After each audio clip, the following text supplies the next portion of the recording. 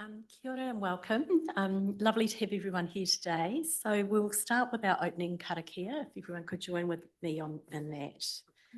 So, te kina te marama kia tātou, te kina te aroha kia tātou, te kina te rangamare kia tātou, ko ringia me te kawa, ko maunga ko kakakipu namonga, ko waikato, ko waipa, na aiawa, tihei, mori ora.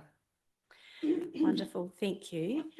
So we do have a couple of apologies today. So the first one is Mayor Mike Pettit, who's away on council business, and then Roger Gordon, who needs to leave at 12 for personal business.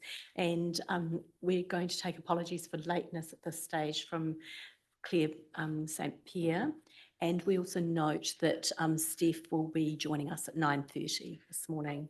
So if I could have well, I'll move the apologies and thank you, Roger, that would be great. Thank you. So our next item is the confirmation of minutes from the meeting of, disclosure of interest. So does anyone have any interest that they would like to disclose in relation? Yes, Roger. Yes, thank you. Yeah. There is an item on the agenda which is, there is an item on the agenda which is Cambridge Connections. And I've read through the content.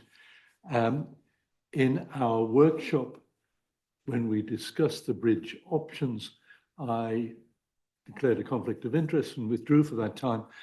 But looking at the intent of this item on the agenda, I don't think it's a decision-making item. Therefore, I don't think that I need to withdraw in this instance. So I've assessed it and feel that it's not a true conflict. Yeah. Great. Thank you for raising that, Roger. Does everyone agree it's more of an update on how the risks are being managed rather than a decision? So is everyone comfortable with that? Yeah. Thank you. And what Roger just said. Similarly, yeah, I withdrew myself from the bridge discussion for perceived conflict of interest previously, but I think today's content is fine for me to be here given the nature of the conversation we're having. Obviously, I will, should the conversation turn to bridge options, I will not be partaking in a particular part of the conversation. Excellent. Look, thank you both for those disclosures. We will note those. We don't have any late items, and I'd just like to confirm the order of the meeting as per the agenda. I'll move that. Could I have a seconder? Thanks, Ian. Yeah. Lovely. So we now have the minutes of our last meeting, which was the 16th of March, which seems a very long time ago. So can I just check, does anyone have any amendments required to that or? No? Okay. So given that, I will move that the open minutes, the Risk and Assurance meeting held on the 16th of March, having been circulated, taken as read and confirmed as a true and correct record of that meeting. Thank you, Shane. And Roger? Yeah, lovely. So now we'll move to the item on outstanding management report matters and invite Nada, who's not quite here yet. Oh, here's Yolanda. So welcome, Yolanda. Will you be talking to this paper for us? Good morning. Yes, I can. Thank you. Good morning, committee members. So this is a standard item that we normally submit to the committee. It's an update. So this time around, we have included the 24-25 management letter points, as well as management comments to those. And we've managed to clear 7 of the older findings. So other than that, I will take the report as read and take questions. Thank you, Chair. Roger. Oh, still on from last time. Yes, thank you, Madam Chair. Yeah, and thank you from this. It's great to see it clean in its present form with all of the older items removed. And it's good to see that of the number of items that we've gone there, there's actually only 4 of them that are still progressing. And I wonder if you could, it would be really great to see those progressed to their no further action required status Can you give us an update on how we're going on those, particularly the last one? The last one I thought being an annual leave policy. My perception is that that's already gone through considerable discussion and that should be closed. So an update on the ones that are still progressing would be great. Thank you, Councillor Gordon. Yes, so it is a continuous focus for us. Even the new audit findings of 24-25, the team is working towards ensuring that we don't have repeat findings in those areas. As far as the leave policy goes, yes, it has progressed quite considerably. It has had a tabling or two at the exec table who has asked for updates to be made. So we believe that that would be cleared in the foreseeable future. So we can also get that off the management report item. Yeah, and the update on the other three? Oh, sorry, I don't, Anada, could you have a look? The matter's progressing. Yeah, I can have a look and get back to you. Okay, I'm sorry, I was a little bit late, so I walked in halfway through, but I can look at the recording and get back to you. good, thank you. Thank you, Nada and Yolanda. Does anyone have any further questions? Yes, Monty. Yeah, thanks. Yeah, look, it's great to see these old matters cleared. I could hardly believe it when I opened up this because they've been sitting around for as long as I've been on Audit and Risk Committee meeting. Hey, just one of the comments struck me as slightly odd and I just wanted to pursue it.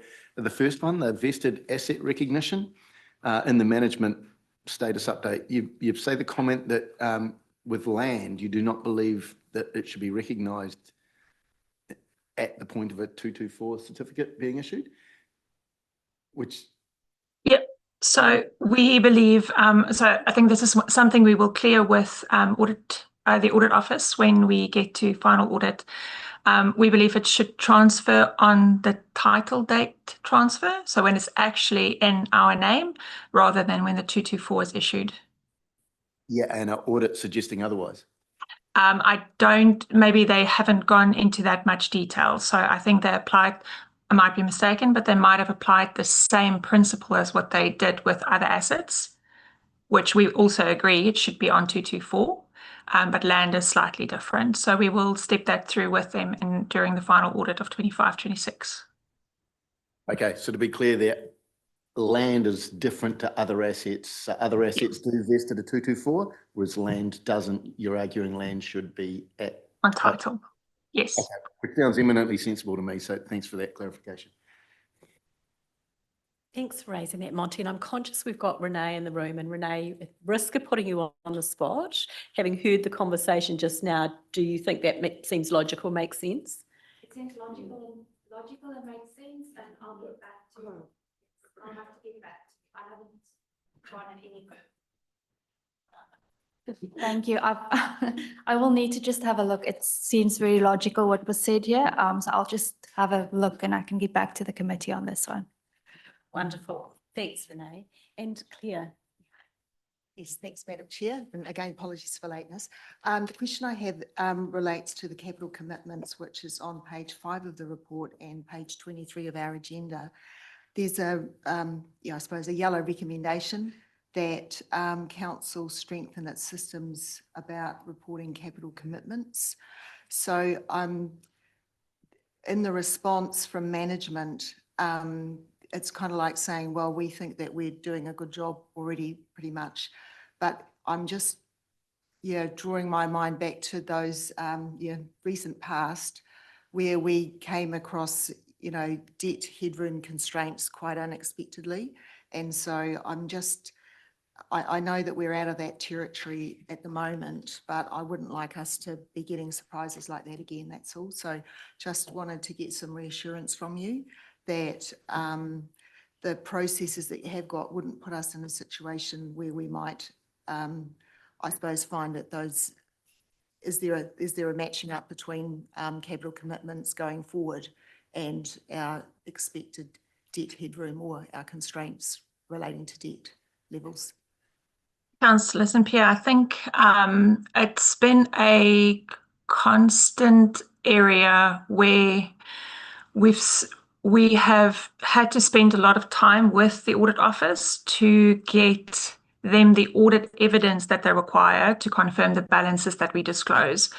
So I don't think they are saying that our balance is incorrectly disclosed or that we are running that risk or that we have liabilities that we're not disclosing. It's a matter of providing them with audit evidence that gets them to confirm that balance in an efficient way. So there's a lot of contract variations or changes in timing that we just need to ensure that the information we provide to the audit office is clear, concise, so that they don't spend a lot of audit time working through that detail. Renee, do you think that's a fair summary of where we find ourselves on the capital commitments? Yes, thank you, committee. Sorry, now I'm talking here from the back row. Good morning, everyone.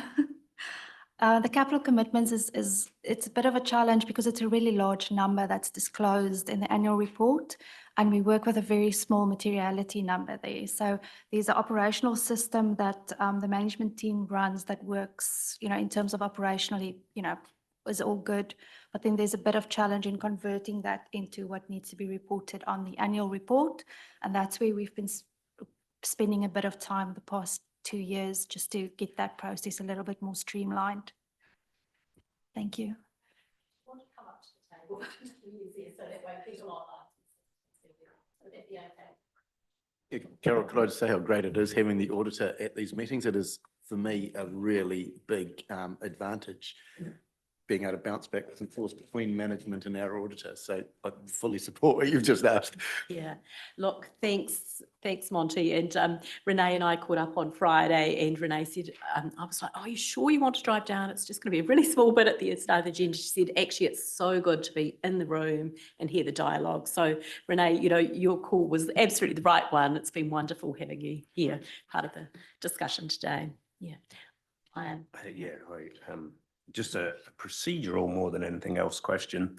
In terms of when we mark these, because we're not voting on this today, it's just for information item. In terms of where these items, and I back Monty's comment earlier saying it's great to see lots of no further action items. In terms of the final decision and sign off of there being no further action required, what are the steps for each one of those? Who's actually signed off that there is no further action required? Thanks. That's a really good question. It's a little bit of a collaboration between audit and management. So we do check that these recommendations are acted on, but that then there is a certain point where management accepts. It can't all be resolved perfectly, just in terms of resource and time constraints and those things. We look at it from a risk perspective. So we would put this in the report to raise the risk, but there is a point where the risk becomes, not a material risk anymore, and then we'll accept that it's closed. Thank you. Just as a follow-up, because it's a really good question. I was actually assuming that audit had signed off all the previous outstanding matters. Is that correct from what you've just said? Yes, we do have a look at that every year to make sure that there's been sufficient progress so that it can be closed. So there were some hanging around that were kind of got to the point where audit and management sort of had reached an impasse. Something about the road surface or something like that. There was one of those ones that the transport team was saying, look, we're doing everything we can, measuring road surface or something, and audit, it was sort of an outstanding. So something like that, I'm assuming because it's gone, you're satisfied. Look, because we audit every year, we do have a re-look at it, and we'll raise it every time that we see there's a significant risk or, a risk that's really important for council to be aware of, where we can see that there's maybe mitigations put in place or alternative procedures, we'll close those. Yeah, thanks for that. Sorry to labour it, but I think it is a really good question. Yeah. Yeah, thank you, Shane. I think it's worth labouring a little bit more. The danger is it comes off this because someone makes a call, but then the auditors aren't really happy and we don't find out to another audit period. So whether we should have some sort of process to ensure that it stays visible until it is signed off correctly would give me a little bit more comfort. Yeah, I hear what you're saying. And I guess the timing of this is perfect because we're seeing this now like in June, and then it'll be probably in our next meeting will be when we see the next round of things. So we do have pretty good visibility would be my sense. Renee or Yolanda, did you want to comment further on that? I think we'll be guided by the committee. If you want us to have a separate section to say we believe these are cleared, we are awaiting the next management letter, we can do that if the committee wishes to keep track of those that we believe we have cleared until audit confirms it. I would just maybe Renee can, if she disagrees with me, there is the possibility that because audit works on a risk approach, that these findings, like Renee said, might no longer be a high risk and therefore they don't specifically look at it. Should we wish them to look at it, it could also mean more fees. So Renee, if you could maybe, if you have something to say. Thanks, Yolanda. Yes, I'll just jump in there. There's also a report that's signed by me on our letterhead that will have all the significant risks for each year in terms of a management report. So, I mean, the committee is very welcome to add that, and that will give a little bit of additional comfort that the two lists are, comparable. But as far as I understand, management has got a comprehensive list and they work, through the items, through the year.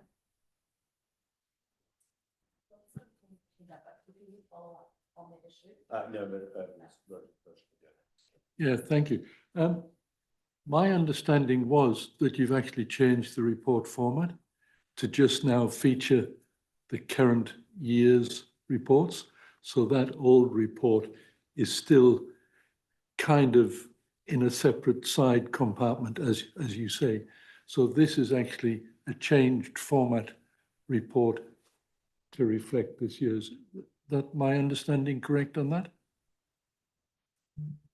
Also a good question. Our reporting did change a little bit, but as we go through a full annual audit every year, we go through all of those findings. We do have a look at anything we find during the current year and things that's flagged from the prior periods that's still really significant. You will keep seeing those from our side. Thanks, Renee.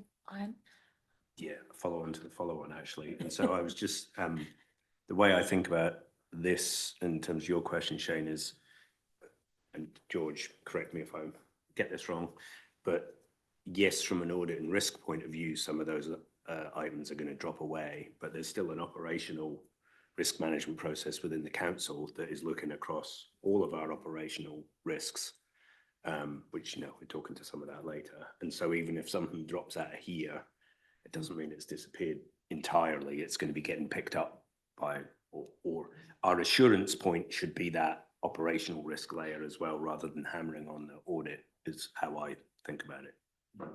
Is that fair, George? Yolanda might want to jump in, but yes, I think that's a very fair assessment. I guess it's in regard to, my understanding is that audit are looking at this from a risk-based lens in terms of, the level of which it really needs to be at the governance level and compared to just keeping an eye on it from an operational perspective.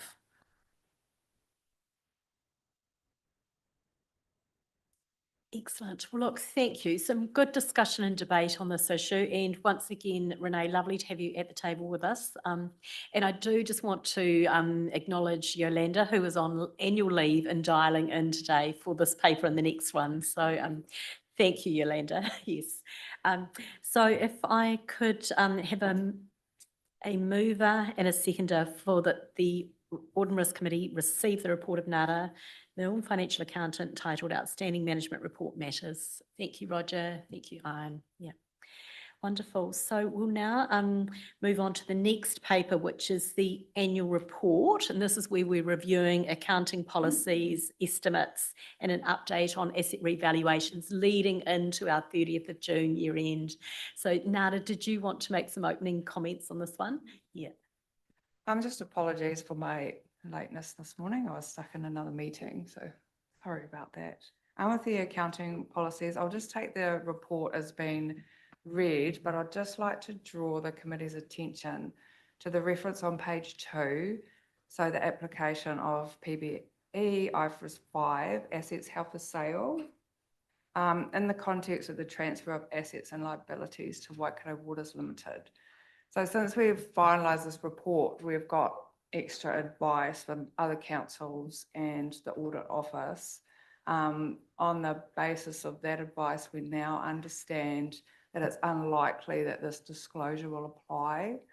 So we will continue to seek advice on that. And we're also working with external advisors with our disclosure wording to make sure that's all in line with the accounting standards.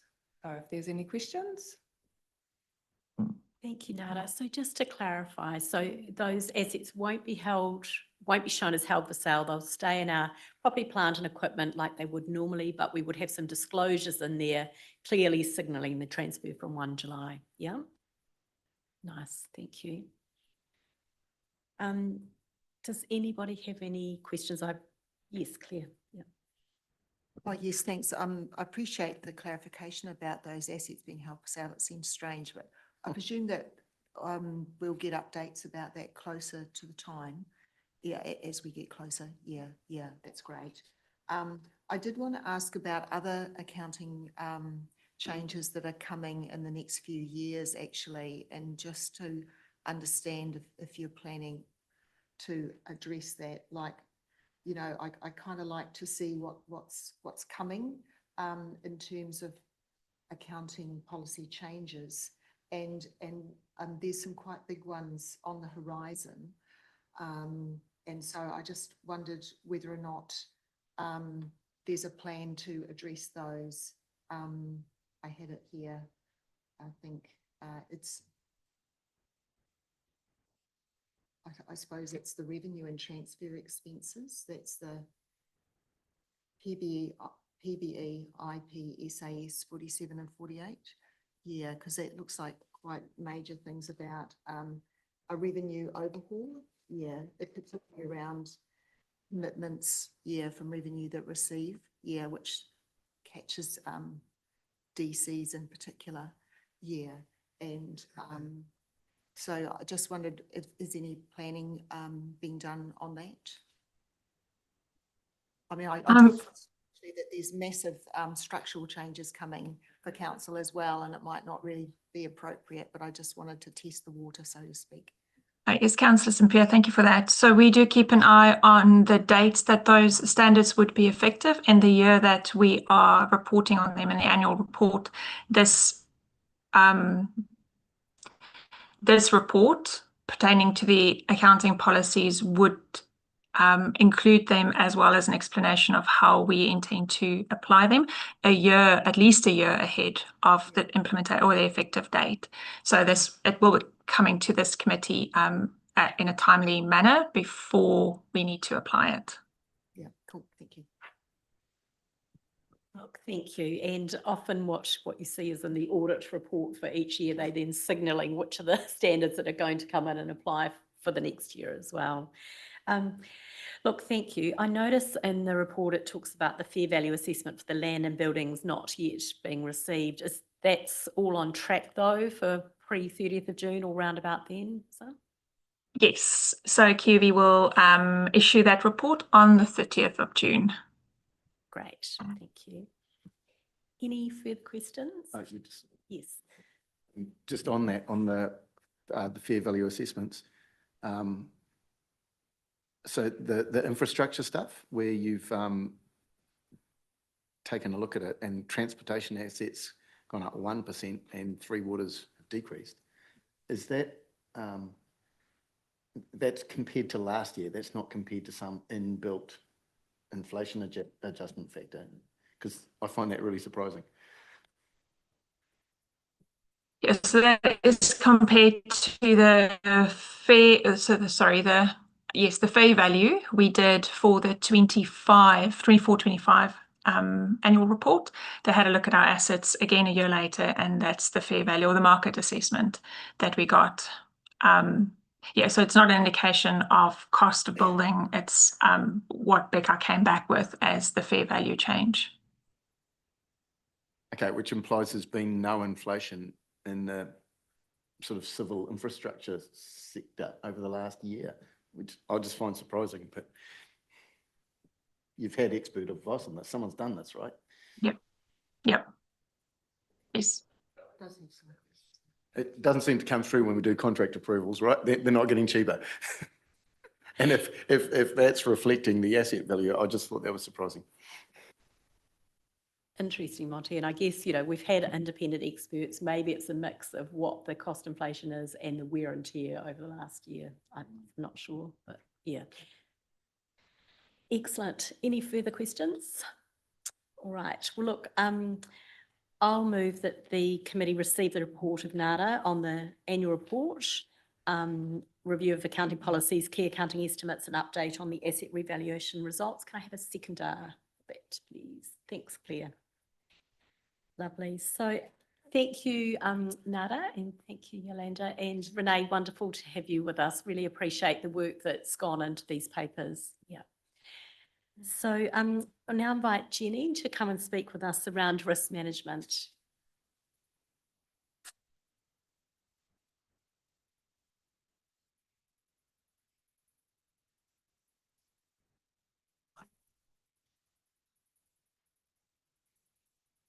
I'd like to take the report as read and highlight the following.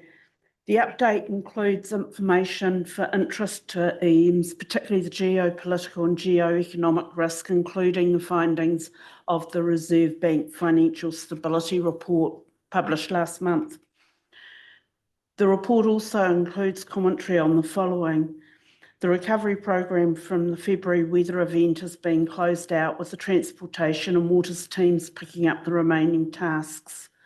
The Western Waters project will be handed over to Waikato Waters Limited on 1 July, and they're actually part of the project team currently. The incident management team continues to monitor the fuel crisis. The Head Start program is also noted as that may introduce some new risks to council. Overall, it reinforces again the increased complexity that council is operating within. Two of the top risks changed in profile. Waters transition has dropped to a moderate residual risk level. Workplace capability and capacity is trending up, and there's a separate agenda item on this risk. We included a table of the top risks on page 36 of the agenda to outline to the committee where incentives associated with the top risks are being reported through to providing another level of assurance they are actively managed. Happy to take questions. Look, thank you, Jenny. Roger. Yes, thanks.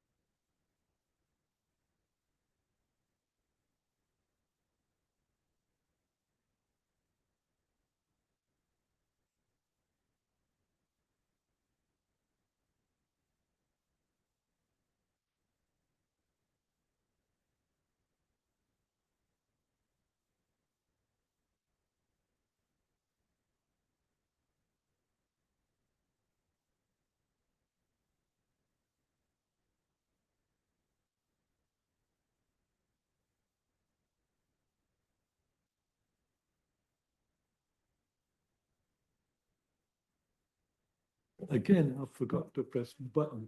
I'm sorry. So just mentioning the frustration with the delay on the local government amendments bill, which also is going to create considerable change. So it's not really a question, is it? It's more a statement of agreeing with you and saying that that's a good page of where we are, but the unsurety of where we're going is just immense. Yes, look, thank you, Roger. And I was reflecting at the start of the meeting, just in casual conversation, the amount of change that the sector's going through is quite unprecedented. And just, really want to acknowledge that and the need to be adaptable and resilient through that and support the teams through it. So, yeah. Look, I just wanted to comment. I found the commentary on that Reserve Bank financial stability report really interesting. It was great to have that, the summary of that included. So thank you for that, Jenny. I think the other points, your one around the workforce capability, I'm really pleased that we've got a bit more of a deep dive into that later today. I think that's quite topical given the uncertainty and change and things going on. But does anyone have any questions? Yes, Claire. Thanks, and I agree with having that commentary of the Reserve Bank. It's been really helpful, actually. I've got three minor things. The first one is on page 43 of our pack, which is the quarterly risk management top mitigant actions. And I'm looking at the top of the page, which is the progression of the Resource Recovery Centre. And it states that this is on track, but the funding has not been received from MFE. And there's a statement in the comment column that you're going to reprogram it. To me, that would say that the project isn't on track, that it's at risk or off track. Yeah. So I'm just wanting to make sure that we've got accurate reporting on these items. Yeah, that's my first question. Councillor St Pierre, EO was wishing to respond to that. So just to clarify the funding obligations, Council currently has approved funding in its waste levy reserves for the waste project. So that funding is confirmed, therefore the information in the report is correct. The waste funding from the MFE was an additional request, an opportunity for Waipawa District Council to obtain more funding. That portion has been not accepted at this point. So it means that we went out and asked to see whether we can get more revenue to support the project, which we weren't successful in that. But so we do still have the funding in the waste reserves. Okay. So it's just to clarify the wording in that. Because it may be interpreted differently because of that additional portion that we requested. Yeah, so I assumed that by not securing that funding, that the project was at risk of not proceeding. But what you're saying is we do actually have budgets there that we think we could still go ahead, but we just wanted to take advantage of an opportunity. Yeah, and I understand that there are other things happening on the broader scale that might make sense for it to be reprogrammed. But I was just testing, that I suppose the classification of the status. Yeah, so you're still happy for it to be on track? Yep. Yes, happy for it to be on track. However, it's just making sure that the design of what is being built actually falls within budget. Yeah, cool. Thanks. I've got a couple of other questions, if that's all right. Yeah, so this is on page 45 of our agenda, and it's to do with the growth assumptions, and it's something that Monty has raised previously too. It's the lower right-hand corner paragraph. The growth assumption, shows an increase, but they're conscious that it's tied to objections to the district-wide revaluation process. So would really appreciate being stepped through the manner in which we work out what our additional rating values might be at the start of each year compared to last year, because I can't understand why it would be dependent on a 3-yearly revaluation, yeah, of capital value. Yeah, so obviously capital value is an important part of the rating formula, but so is individual rating units. Yeah, and I'm a bit nervous that the process that's being used isn't actually particularly accurate. Yeah, and I think I'd like to be satisfied that it is an accurate process, or even just have a whiteboard session and Yep. just show me how it's done. Yeah, Yes. I've got some big questions. Yeah, and appreciate you bringing that up. Obviously, it was a conversation through the annual planning process as well. So we will go back and make sure that that action is taken up. Obviously, we don't have Yolanda here, but a whiteboard session was muted at that point. So we'll make sure that that happens. Appreciate that. Thanks, George. And then my last question is on page 47 of the report, which is to do with the health and safety management and reports. And so I was just looking at the graph with new eyes, I guess, and realising that the events by severity don't provide anything more than a moderate event. So I was surprised that serious isn't there, even though I would hope it would be 0, but I just feel that there's a bit of a gap there. Yeah, it's the most serious event that could be reported as a moderate event. Yeah. I'm really hoping that's because there have been no serious events, but let's hear what the team say. Even so, the key at the top should actually still have as an option serious. Because there is no data, because there are no serious events, ergo it's not in the graph. That's cool. Thank you. And just on that, great to see that the ones with the moderate severity, that the number of those in May has actually dropped as well, which is nice to see. I did have a quick question just on page 43, and it was around the community sentiment and feedback. And that was one of the ones that was listed as off track. And I'm just conscious in the current environment and appreciate that there hasn't been the resourcing to do that. But I guess I'm just looking for assurance that there are still, because this was about enhancing the way that community feedback was sought. I just want to be assured that we are still gathering the community feedback, and I'm sure we have been through consultation processes, etc. Yeah. Yeah, absolutely. And I don't know, Lisa, if you want to specifically answer this question, or you want me to have a go? Great, thank you. So you're right, in terms of the additional sentiment monitoring, there haven't been the resources to put that in place, but we will continue to look at it over the next 12 months. But absolutely, sentiment is captured through formal consultation and formal consultation through our customer request management system in terms of number of complaints, etc., and also through our resident perception survey. So, and the communications and engagement team are monitoring social media on an ongoing basis, which gives us a good indication as well. So we want to more formalise some additional sentiment mechanisms, but we haven't yet managed to do that. Thanks, George. Ian, yeah. Yeah, I've said it before and I'll say it again. I'm very impressed with the maturity of the risk management system overall here. Having been here just a year, I was pleasantly surprised by what I found. So thank you for your ongoing hard work. In looking at our top strategic risks, there's a fair number there that are, so page 36, that are very high and are trending at that same level for quarter after quarter. Now, look, some of those I accept. There's probably very little we can do about. But when I sort of looked at that and the mitigant actions, the biggest risk when you've got a nice mature risk management system like this is that it gets a little stale if people aren't really driving those mitigation actions. And so, like, for example, around the financial strategy, I feel like some of the steps we've taken, now that we've moved through waters, our debt to revenue mix has changed. We're having some pretty good conversations about how we fund, emergency situations, all of that. There's maybe some actions that we are actually doing that aren't getting factored in here.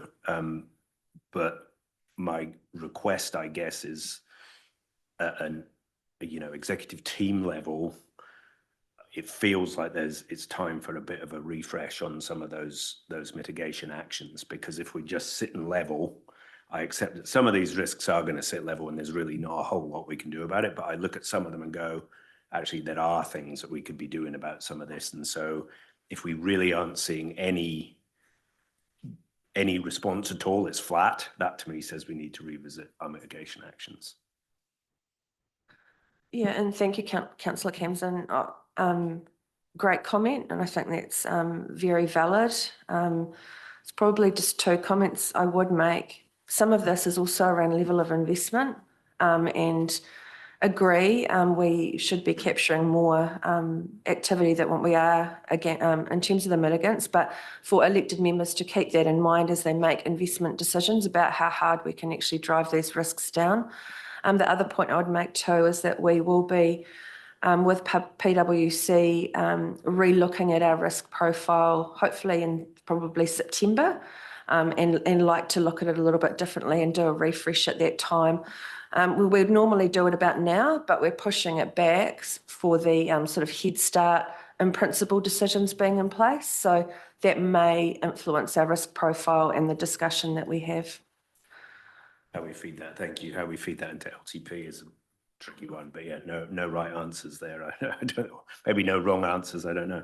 And then one other observation, which I don't know if we're going into this today, which is in the risks there somewhere, is obviously the Local Government Systems Improvement Bill, which removes voting rights for independent chairs. So are we planning on talking about that at all today, or are there steps underway on how we're going to address that? Or Look, thanks for calling that out. George very kindly checked the wording with me of what was in the paper around that. It's obviously a bit of a sensitive topic at the moment. I had the privilege of being in a group of independent chairs where there was a lot of discussion and views either way on it. My personal view is that as an independent chair, I'm here to help facilitate and bring an independent view and independent expertise and advice. I feel quite clearly that the decisions are council decisions, and for me, not having a voting right doesn't bother me at all. It's really, I'm here to sort of serve and support the council. So whichever way that falls, I'm not worried about. However, I do know that some of my fellow independent chairs have a much stronger view on that and a counter opinion. thank you. Great. Do we have any other questions? Yes. Yeah, I'm not sure whether this is the right place within the meeting to mention it, but last meeting we talked about the case of the CEO at Ports of Auckland, and it's a really interesting case because that particular CEO increased the health and safety team from 1 to 9 during his tenure, and so the court case was basically that although they had all the processes in place, they audited, they had the health and safety things, but no one was going down to check that the things were happening on the ground. So how, as governors, can we see that this is actually happening? Because that is a risk that's been identified recently. And if you look at these papers, we've been audited, we record all the things, but we're not recording some of the things like, how often are we going and have reality checks of our systems? So just a general comment. I don't know if someone would like to have thought about this in terms of how, as governors, do we get confidence that this is actually happening within the organisation? Really good question, Shane, and I'll invite George to make a comment. But before I do, can I just ask a question of you all as councillors? Do you currently, go out to the various sites and do, walkabouts or? Right, okay. So best practice, I think, would be to consider building some of that in. So yeah, I'd encourage you to think about having a cycle, and the best thing is obviously physically going, looking around, but talking to the teams, and and just being really conscious and aware what some of the hazards might be, potential incidents, and yeah, thanks. Sorry, I'll let Shane go first because you're the one who raised it. Yeah, I mean, the key is when you get into a court case to be able to prove that this has happened. So it's the process of ensuring that happens and the records that it has happened. And I know Steph mentioned last time that, you know, she was going to make the point of getting her execs to go and do these things and she was going to do it herself because they're the ones in the frame here.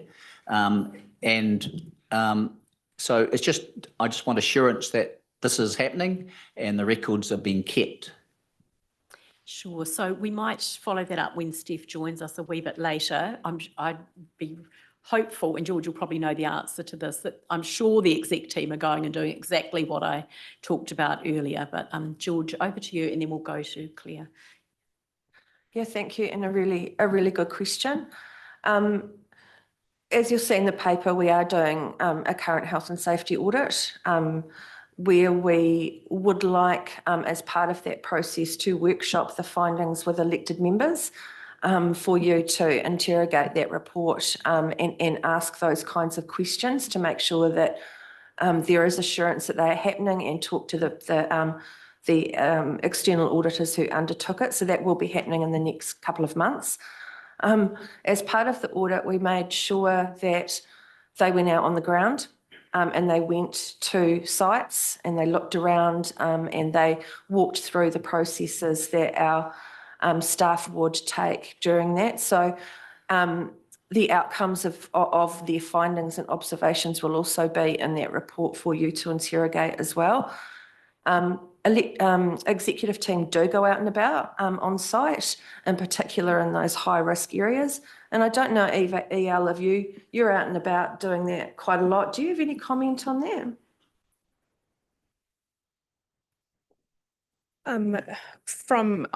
I try and get out once a month with our health and safety wellness business partner, and it's just that different set of eyes on particularly the high risk sites, focusing in on the construction sites and roading sites. And from what I see, there are aspects that are picked up in terms of just little things in relation to traffic management, but ultimately I have no areas of concern following those site visits. And so I'm confident on those site visits, but I think a different set of eyes is always a good thing coming out. And yeah, so I would encourage that too. So, you know, I guess my point is it recorded, and how is it recorded? Our site visits are recorded within the organisation's track system. So, and any of the areas of correction are also recorded, and then the follow-up processes are done. There's also a report that's emailed and sent to the groups in terms of the outcomes of those visits. That's great. So it sounds like there's some really good, robust processes in there from an executive side. Yeah, thank you. Now, Claire, I think you were next. Yeah. Yes, thanks. I think it was a great question that Shane asked. And I guess I was going to share some of the site visits that elected members have been on for some of the big infrastructure projects. But then it'd be good to get some clarification whether or not the legislation places a duty of care on us as elected members, whether or not we should also be doing some of those site visits just every now and again. It's really encouraging to hear that the findings of the audit, the health and safety audit, will be brought back to elected members. I mean, that gives me a lot of reassurance. But I'm just sort of sharing. So just I can think of two projects that we went to. One was the repainting of the high level bridge in Cambridge. So while it was still being painted, yeah, that's when Dawn Ingalls was the GM. And so elected members were invited to go and see how the scaffolding was being managed. And some of us were lucky enough to actually climb up on it and all that, and just meet the team and you know, just hear their perspectives and understand how they were managing health and safety. So that was really valuable actually.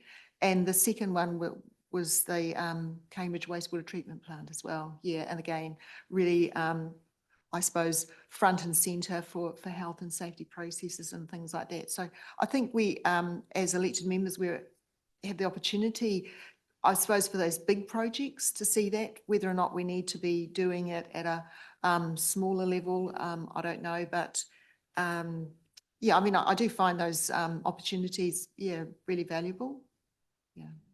So I guess I'm testing whether or not we should, as elected members, being given more opportunities. I'm not sure.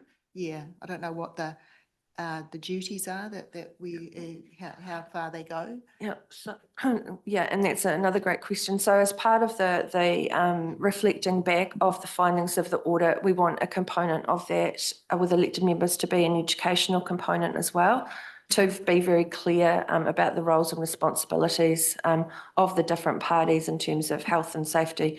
So we'll be ensuring that that is part of that workshop when the findings are presented to you.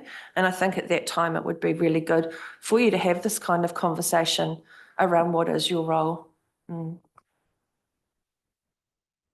Shane, and then My understanding is that elected members are exempt from the requirements under the Health and Safety Act, but that should be confirmed. And just because you might not be prosecuted, I think as governors, you still have a really strong responsibility. Yeah. Yeah, I'm not an expert in this area, so we would need to come back on that. Yeah, I mean, look, we could spend all day talking about this, but I think for me, it's there's a couple of things I'd probably suggest. Look, it's a multi-layered approach, right? And I think the top-down piece is important because it shows that an organisation takes it seriously. But similarly, the bottom-up and the everyday piece-to-piece is important. And I held my comment on the graph on page 46 or 47, but I'll go back. I will go back to it, which is the near misses should come left.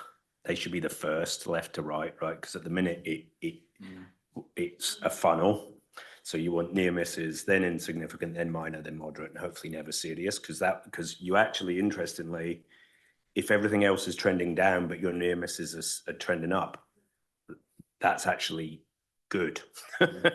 And if we really wanted to go back, and I hate to lay more reporting things on EL or George, but it sounds like this already exists. The precursor to the near miss is your NCRs, your non-compliance reporting on site visits. So if you really wanted to tack all these metrics together to give you the certainty you're looking for, Shane, I would say you'd want to track the number of site visits, which should be going up, and then the number of NCRs, how quickly they're closed out, which leads into near misses. And then that basically gives you the full chain of what are we doing about, it's a one-page visibility of what are we doing to make sure that we're doing the things that we said we were going to do, and then what is the impact thereafter. So very conscious of George's earlier comments that, we can ask for things all day long, but I suspect there are things there we're already doing. That's what we've heard. So just consolidating them maybe a little bit in the report here would give that visibility more certainty. Did you? No, okay. Well, look, some really great discussion here. Thank you, Jenny. This is a really comprehensive paper, and I think it's enabled and facilitated quite a wide and diverse conversation today. And I think we're all looking forward to seeing the report from the Health and Safety Audit, and I'm sure there'll be some good actions that will flow out of that. So look forward to having that debate and discussion when it comes through. So could I have a move and seconder for receiving Jenny's report on business resilience and, on the risk management update, please? Thanks, Shane and Ian. Thank you. So we now move to the assurance update, and I'll invite Hare to come to the table.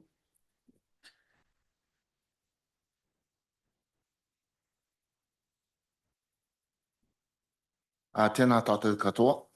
I'd like to take this time to see that the report has been read and wish to highlight the following points. We note that this report, that there is no update on the improvement programs, that this is reported to the committee every 6 months. We have, however, noted that the asset management improvement program, which was to be refreshed after the waters transition, is now recommended to be deferred, given the current high level of change and the associated workloads. Focus has been on supporting the health and safety audit. The health and safety audit draft report has been received and is undergoing an internal review. We are awaiting a higher level governance report. Once finalized, we will look to the report through the Finance and Corporate Committee rather than waiting on the next Risk and Assurance Committee meeting. The refreshed internal audit plan for 26-27 was developed with our internal strategic partners, PwC, and this is a separate agenda item. So happy to take any notes, questions from these. Thank you, Hare. Can I just clarify? So you were saying the health and safety report will go to the Finance Committee, just from a timing point of view.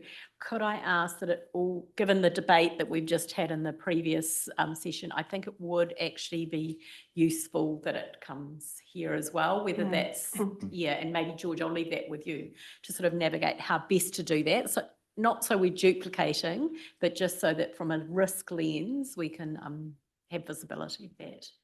Yeah, and that's absolutely no problem. We just don't want to wait till the next RAC because it's quite a way out for elected members to get visibility of it. Yeah. And just also want to welcome Jade, who's on the screen. And sorry, Jade, that you couldn't be with us. I hope you're feeling a wee bit better. So yeah. So do we have any questions for the team? Monty and then Shane. One small comment, just on the health and safety stuff, that has always been reported through to our Finance and Corporate Committee. Probably there's a couple of reasons for that. It's not just the Finance Committee, it is corporate. So, and secondly, that's a committee of the whole of council, so everyone's there, which is quite important from the health and safety perspective, rather than just a subset here. So I fully support you. It comes here as well, but it is our routine that the health and safety reporting line is up through F&C. Thanks for clarifying that, Monty. And I'm really pleased to hear that it's a committee of the whole, because health and safety is everyone's responsibility. So yeah, thank you. Shane.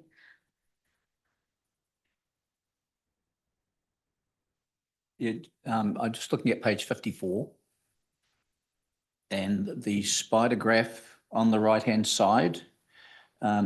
It's hard to see what the bottom points are. Are you watching that, seeing that? And then also that review rating, good, effective, developing, not effective. I can't understand the logic of that being in there as well. It's quite clustered, but I can't see the logic of it being there because I can't then refer to those elements within the report. Just a comment, just a tidy up comment. Yeah, are we able to provide some clarification on that today, or do we need to come back with maybe a revised visual? Yeah, I think point taken, and let's come back with a revised visual that sort of illustrates that movement more in terms of what has been done and where we have gone to make it much better for EMs. Thank you for that. Yeah. Yeah, just on that point, which I was going to raise too, no, the spider graph has a scale of 6. But the review rating has a scale of 4. So that's, I think there's a mismatch. Yeah, and I'm not sure whether or not you're expecting those, I suppose, those internal audits to get to a 6 or whether 4 is the limit. Yeah, that's the question that I have too. Yeah, I understand there's a different scale, the ones further down, but yeah, it's really tricky. Yeah, yeah. Point taken again, Claire. We're trying to illustrate illustrate movement, but we'll do that better. We'll do it a different way. Yeah. Yeah, I do like the different colours which indicate the movement. Yeah, it's just the scales they don't match. Shane. And just on page, I think 56, it's interesting to note that the leguimas are going up and up and up and up as be interesting to understand why you think that is. Just be aware that I've just noticed that that last one is over a period of time, the 333. It really depends on the cycle in terms of, is there an election, what consultations are happening? It really, really depends. But my general statement would be that, you know, there is significant interest in local government, and I think it is increasing, which is leading to an increased rate of Lagoimas, but it can be a little bit cyclical. Diana would be a really good person to get her view when she presents her litigation report.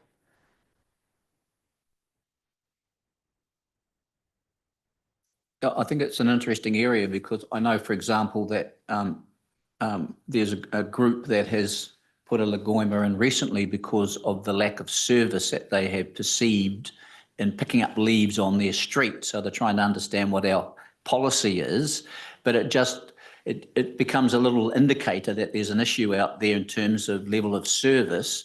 So if we understand that, it helps us to do our job better. So that's where the question's coming from.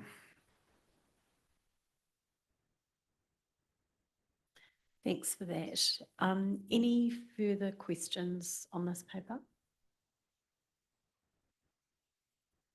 Okay. Well, look, thank you, Hari. Could I move that the committee receive Hari's report, internal assurance update? Could I have a seconder for that, please? Thank you, Claire. Great. So we'll now move to the internal assurance plan for 26-27, and we've got both Aaron and Jade here to help with that conversation. So, but Hari, did you want, or George, make some opening comments? I just wanted to quickly make some opening comments before we hand over to Jade and Aaron. So just for further context, the committee approves a 3-year internal audit plan, but we do every year refresh it to make sure that it is still fit for purpose and going to add value to the organisation. You'll see in the report that we have included progress against the 25 to 26 year, and it was not fully delivered, it was partially delivered, and we've put commentary for the reasons why that is. The plan is focused on what staff believe is of value right now, and I would say that through the executive discussion, we will be looking to refresh this sort of in October when we understand what the future may look like a little bit more in terms of what may add value or not add value in this space. Sort of from that, we want to make sure that we are investing in the right areas, so we will be doing that. So I just want to sort of set that context a little bit in terms of sort of where the executive team are sitting in regards to the plan. And I'll hand over to Jade and Aaron to provide some commentary on the process and the outcome reached. Thanks, George, and good morning, committee. Apologies, I can't be there in person.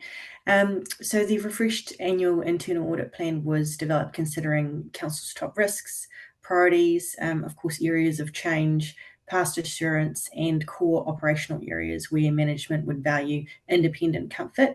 Also importantly, recognising the assurance need for 2 to 3 projects each year of externally delivered strategic internal audits. As George mentioned, a range of different topics were discussed with the executive leadership team, and we agreed 3 proposed projects, as you see in the draft plan there, that PwC would deliver. Ultimately, as George said, focusing on those that would add the most value for this current year. Aaron, do you want to provide just a couple of comments on those proposed areas, acknowledging, George, your overarching comment in terms of making sure as we revisit in the coming months that those remain appropriate? Aaron. Thanks, Jade. Yeah, for GST, this was raised by the finance team. It hasn't been covered in some time, and with the waters transition, there's some change in that space, so it was thought to be prudent to have an independent look at the GST requirements there. And while it's not directly linked to a top risk, as mentioned, the reasons why management would value some independent assurance there. Contract contingency, this links to a top risk on financial strategy. Even that's a bit indirectly, but this is an area of inherent risk and uncertainty. So comfort is required that appropriate contingencies and controls are in place. And obviously, with the implementation, the waters transition, benefits realization, it's good practice to assess the progress towards benefits achievement to ensure that they're on track. Great. So we're open for questions. Thanks, Aaron, and appreciate you calling out around the GST. I think I asked that in the prep discussion. I was like, it's not on the top risk, why is it here? But it's really compelling when you think of all the change that's going on, just to make sure we get that important compliance right. So thank you. Do we have any questions for the team? Claire? Yeah.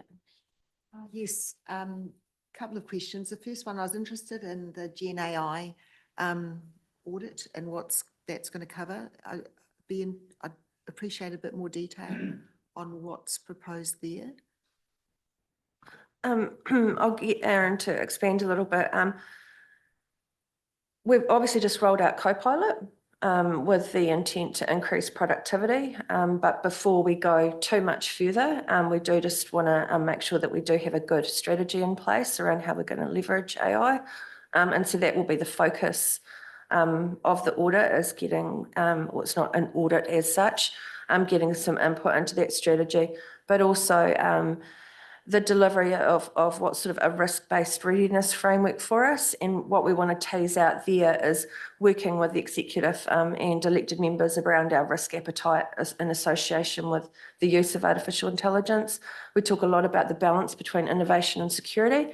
And you'll see a paper later in the agenda, but we just want some more assistance at a granular level to make sure that we're going to do the right thing. Yeah. Yeah, just to add to George's commentary there, obviously this piece of work changed from an internal audit to through discussion with management to more supporting them in how they're implementing GenAI, and to make sure that they've got an independent view in terms of balancing that usability versus security that George mentioned. And as part of that piece of work, George mentioned that readiness framework, which is it's a 5 criteria framework that we undertake before we do any comprehensive work to understand the current maturity of where Waipart is at with its program, and it covers risk and so forth. And this will, I'm sure, be presented back to the committee at some stage when that work's completed. Cool. Yeah, thanks. I'm really pleased the work's been done. Yeah, that's great. And my last question was just understanding the fraud risk assessment.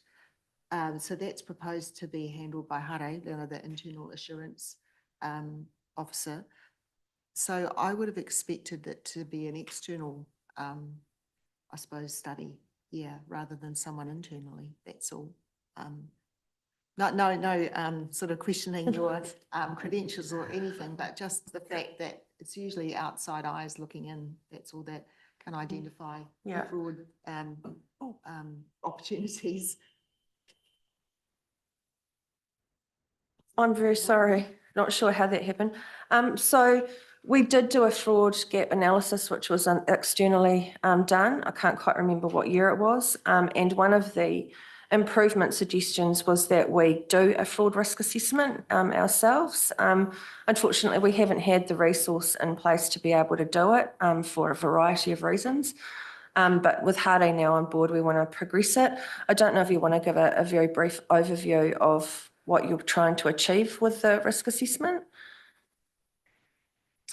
It's important for us to be able to see internally where all the things are, where the gaps are starting to appear. And I think this morning in our conversations about being able to go in to visit things is really where I want to be able to put a lot of my time and effort into. I'll be able to see on a ground level, having corridor with our different staff, our kaimahi, looking into the books and through observation, I'll be able to pick up other things. That's why I see that it's really important to make those things happen for us. Thanks, that's really helpful actually. And obviously you're using as a starting point the external study that was done previously. Yeah. I think Councillor St Pierre, the Counter Fraud Office provide a lot of guidance, and we use personas because processes and internal controls work for the majority, but there are serious different types of personas that may exploit a fraud risk. So it's looking at your processes and your controls with the lens of someone who is a baddie, for want of a better description, and seeing, like if there's the possibility of exploiting those processes for fraud. So it's very focused, and you do need internal knowledge. It's because of the level that we will be going to, it's at a more operational level, and that's another reason why it's the internal assurance advisor, because we couldn't afford to do it otherwise. Thank you, that's very helpful. Yeah, I'm feeling a lot reassured. Yeah. Great. Thanks, Jenny, for that clarification. So Ian and then Shane. Yeah, just I sort of was looking at the FY26 plan in terms of what we achieved and what we didn't. And obviously Harry wasn't here most of FY26, so understood. This might be unfair comment, so this is posed as a question, not a statement. It feels a little thin to me, the FY27 plan. And I commend the fraud risk assessment piece that Jenny was just talking to, but particularly if we relate this back to our risk work, I wonder, have we, if it is going to stay as it is, are we confident we've selected the right areas to focus on in FY27? You guys are closer to the action than me, hence question, but that was what was rattling around my head. Yeah, I think it's a very fair question, and one that I've also asked myself when I look at the plan.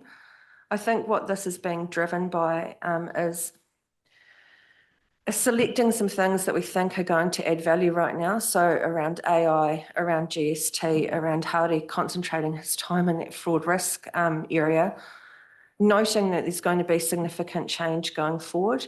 And so one of the premises here is we just want to be a little bit cautious about the investment that we make right now. We also need to be a little bit cautious about our level of resourcing.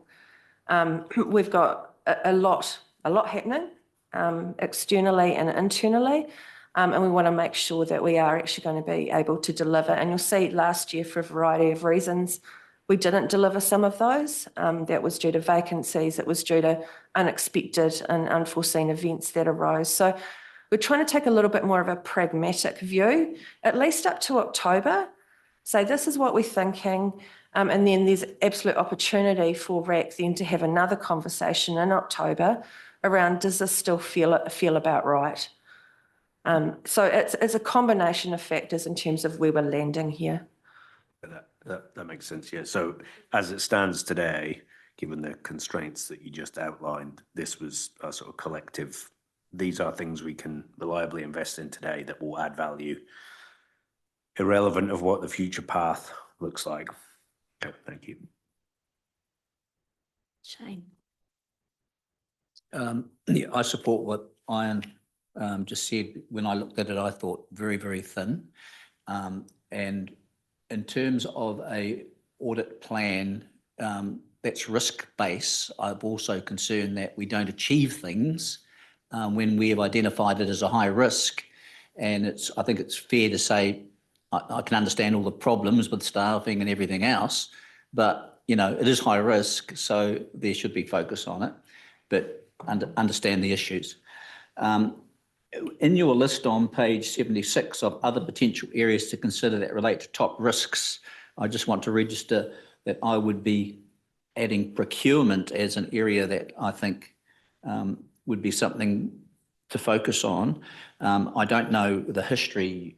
Maybe you'd tell me that last year you had a procurement one or something, but I just want to highlight procurement because of the dollars associated with it. And also a lot of the court cases I read in New Zealand about local governance because of someone's relationship with a contractor, et cetera, et cetera. So I just see that as a high risk item, and I just want to make sure we don't lose sight of that.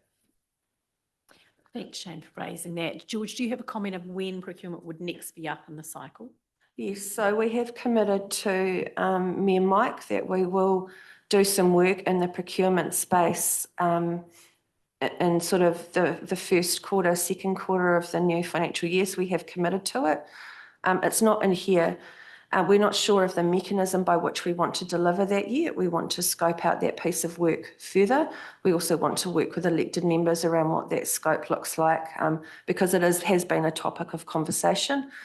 So it will be progressed in the next 6 months, but we just want to have further discussions around what it actually looks like, the problem that we might be trying to solve or the risk lens, and then the mechanism by which we will deliver it. So George, it's probably September or whenever our next meeting is that appropriate for you to come back and tell us what the plan is, or is that going to be too early? We may be able to give a very high level view. Yeah. Yeah. If you can, I think that would be helpful. Yeah. Yeah. Thank you. Did anyone? Yes. Look, kind of echoing what we're hearing over here. I had the same questions as Ian, basically. And so just wanted to give staff from sort of a governor's perspective, this is beginning to feel like it's jumping around quite a lot. The internal audit and assurance programs, it's almost getting a little hard to keep up with. So it's just sort of a general comment with a view to October. If when this comes back in October, yeah, it'd be nice to get sort of a sort of logical understanding amongst us of what you're doing, why you're doing, because this might be unfair, and I thought you answered, Ian, really well, but that's the sense that I think these gentlemen are saying, and it's the sense I'm getting as well when I read this. I had the same sense of this is beginning to feel hard to keep up with and kind of changing quite a bit. So an overall logic, and I hear what you're saying. We want the same things, you know, the value for money, etc. We don't want to be wasting anyone's time. But if October could be sort of progressed through that lens, would be really helpful to me. Thanks. Noted, Councillor. Okay, I think we've reached the end of our questions. So thank you. I guess we're looking forward to the next discussion on this at our next meeting. Thank you. So could I have someone to move and second that we receive the internal assurance plan report and that we approve the draft FY27 internal audit plan? But I think we probably, as in approving that, we probably should note that it is going to come back and be revisited again at the next meeting, I think, given the sentiment. So we'll just tweak the wording of that resolution a little bit. And then, in fact, that is the third point that's in there. So yeah, so we're all good on that. So could I have a mover and seconder? So Ian and Shane, thank you. And I should have been putting these things to the vote. So all those in favour? Against? Carried. Thank you. So I think now's probably a good time to break for morning tea. So thank you, Hare and George, and Jade and Aaron. Great to have you with us for this. So if we could perhaps have a break and be back in quarter of an hour. So what's that, 10 to? Does that sound good? Thanks very much, everyone.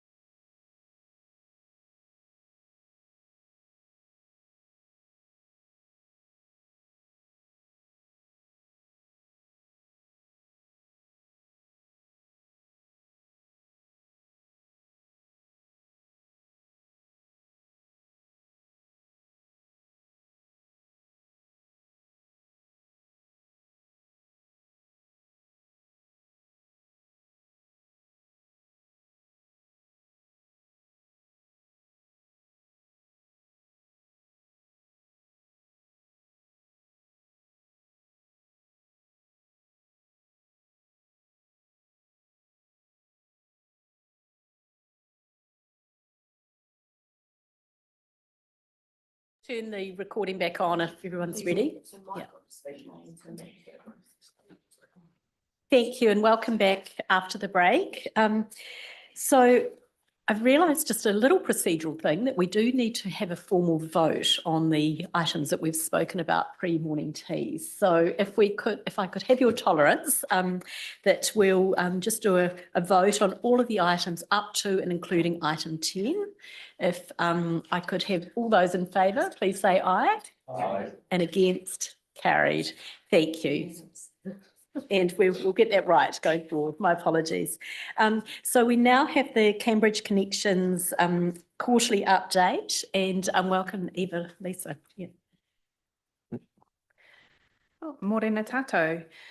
So ko Evelisa Wright, tuku ingoa. My name's Evelisa Wright. I'm the Group Manager Service Delivery at Waipa, and I'm currently sitting here stepping in for Katie Mays, who's unfortunately not able to be here. Returning sometime this week. Just firstly, I'd like to just note just a matter of process in terms of updating the recommendation of the report, because we do need to change the name of Amber with Marie Garland. So I'd like to signal a change of the recommendation that the Risk and Assurance Committee receives the report of Jenny Wilson, Senior Business Resilience and Risk Advisor, and Marie Garland, Events and Engagement Team Leader, titled Cambridge Connections, quarterly update on progress of measures of success and risk profile. So just as a note there. So I would like to take the report as read, just noting a couple of matters of items just for as a summary. So for this quarterly update, it is an update to the end of May, and noting that we did have a report to the Strategic SPMP Committee on the 3rd of June. Overall, we're on track to deliver this project, and the overall risk profile for this project is sitting at high. Within this report, there are 5 high risk risks after mitigation that have been identified and are being monitored. 4 of these risks have remained stable between the quarters, with 1 decreasing in association with resourcing for the project. And so noting that majority of the key mitigants of the risks relate to the communications and engagement plan being effective and robust. So from here, I'll take the report as read, and any questions? Thank you. Do we have some questions, team? Yes, Monty. I haven't got a question, I've got a comment, so I'll go last if you like. Oh, no, that's fine. Jump in. I'm a total insider on this because I'm chair of the project governance group. And thanks, EL, I completely agree with your assessment. But I will share with the committee what I've been saying in the project governance group, because I think it's good to record it, that the high risks around the robust engagement process, I think the assessment's fair, but where we are in the project, it's a really critical time. From now through to October, at the SPMP meeting in October, we are approving a draft transport plan, which means we've come right down the funnel to a draft plan. And between now and then is a critical time for engagement with the community so that October doesn't come as a big surprise to them. Okay. We've been talking about this lots in the background.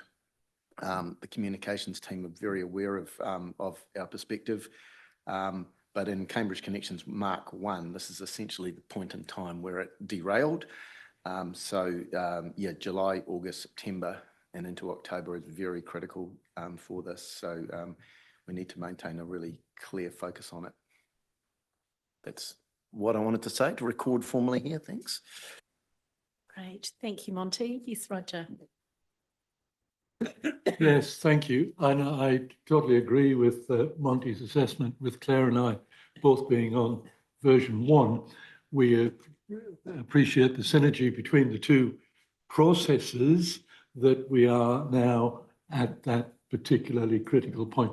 I'd just like to endorse the fact also that we've had some very good workshop on the individual components that have contributed to the future thinking.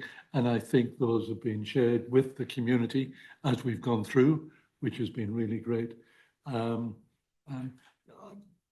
I have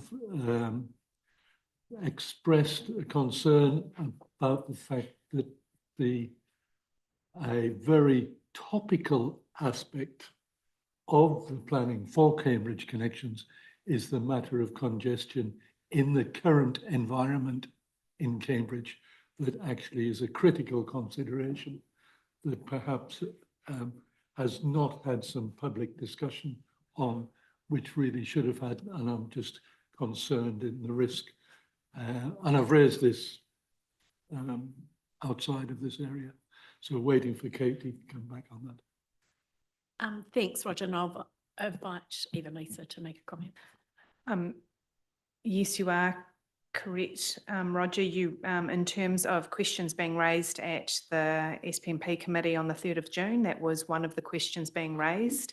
And for us in this next phase of the project to ensure that the concerns that you've raised around congestion are included in this next phase of project through to October. So that has been noted and passed on to the project team to ensure that that is part of that process. Can I just emphasise that my point was really that there is public sharing of the discussions on the congestion, so they become aware, and that it just doesn't get incorporated in the report without some public discussion actually going on.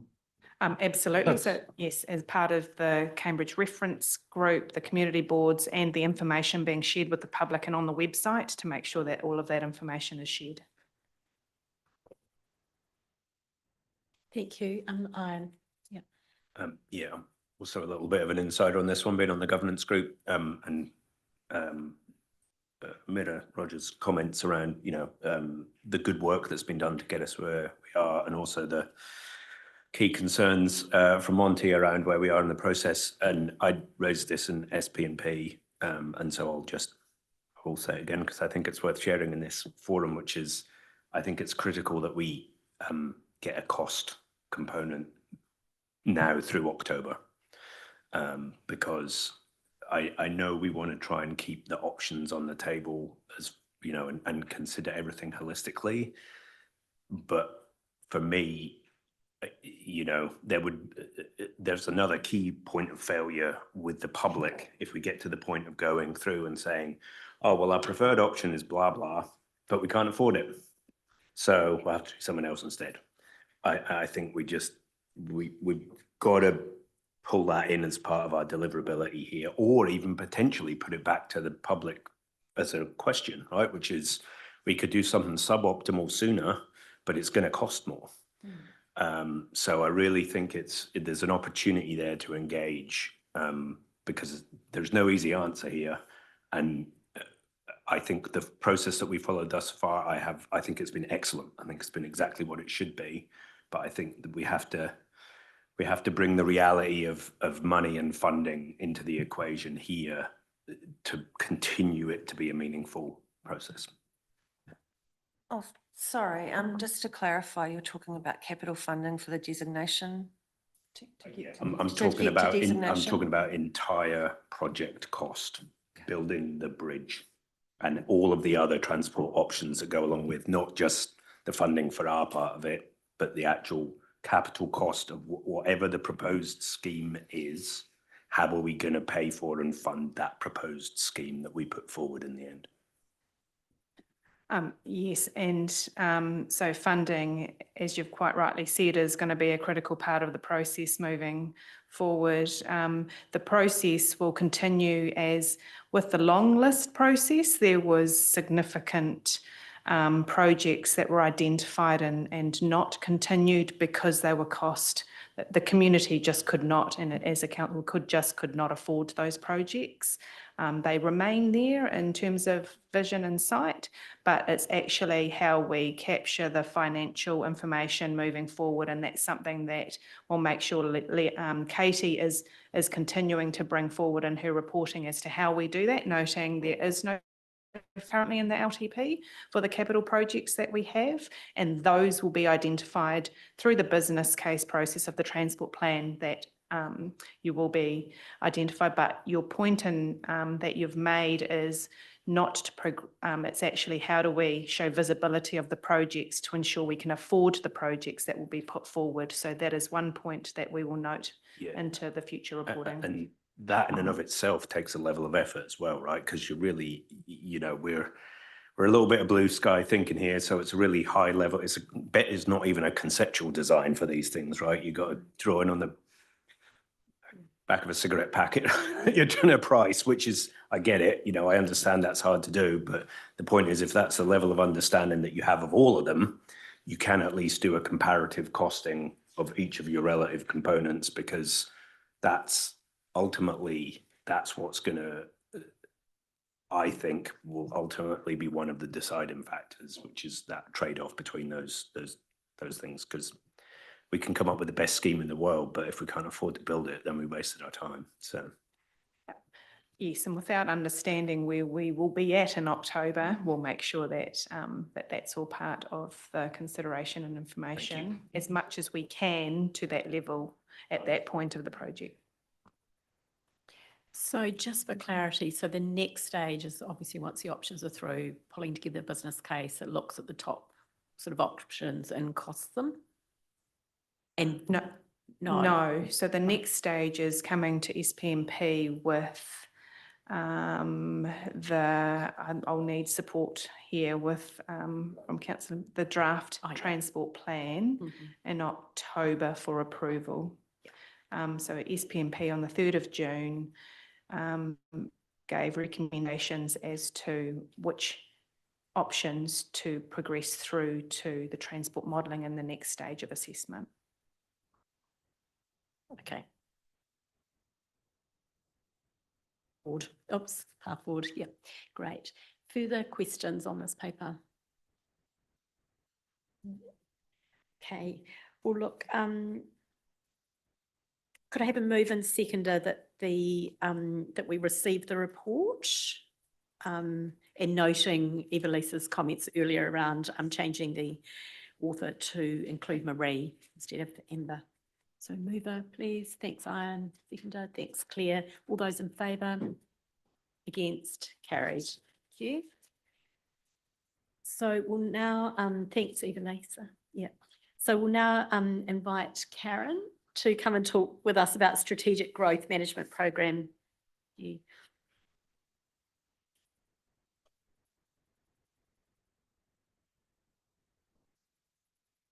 morning, morena tato. So I will take the report as read, and I have one thing to note. So one brief update since the report was written. I wrote that about a month ago. We've been focusing on gathering evidence to support the long-term plan assumptions. Since the report's been written, we've focused our attention on ensuring that that evidence is consistently applied through the LTP models. For example, DC, rates, AMPs, infrastructure strategy, etc. We do have a report coming very soon to your inbox or doorstep on the LTP assumptions for the 24th of June council meeting, and we go into some detail about that in that report. So I'm happy to take questions now. Looking forward. Thank you. Roger, there's lots of we're attaching every single report that we've done, so the population projections report, the market economics report, etc., for your reading. Good. I just want to acknowledge this is a really important piece of work, and it feeds through into so many of council's projections, including the long-term plans. So really encouraged to see the work that's going on in this space. So thank you. Yeah, Ian. Yeah. Yes, good stuff. It does. freak me out a little bit that we don't have a risk register for this particular program yet. So I commend the completion of such a thing. Just in terms of the commentary around working with our audit partners, perhaps this is for you. I forget what language I think we said the language was, Audit New Zealand has been kept informed throughout this process. What's obviously given the history of their opinion of our growth modelling in the last LTP, what is the Audit New Zealand's current position on where we're at with this LTP's growth modelling? Right. So firstly, I've had a direct discussion with Audit New Zealand, and I have a good understanding of what that entails in terms of providing consistent evidence and then making sure that evidence and then making sure that it's consistently applied through those models. And Melissa has been keeping Audit New Zealand informed through the regular meetings. And I note that you've just stood up. Would you like to provide an update too? Yeah.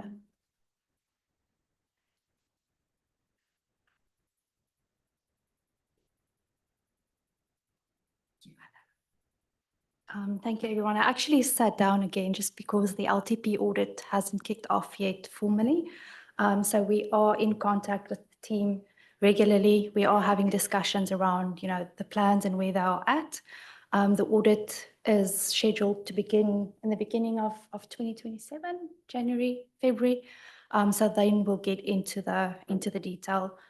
Before then, we are available to have, discussions and have a look on an informal basis at the information that the team's busy with.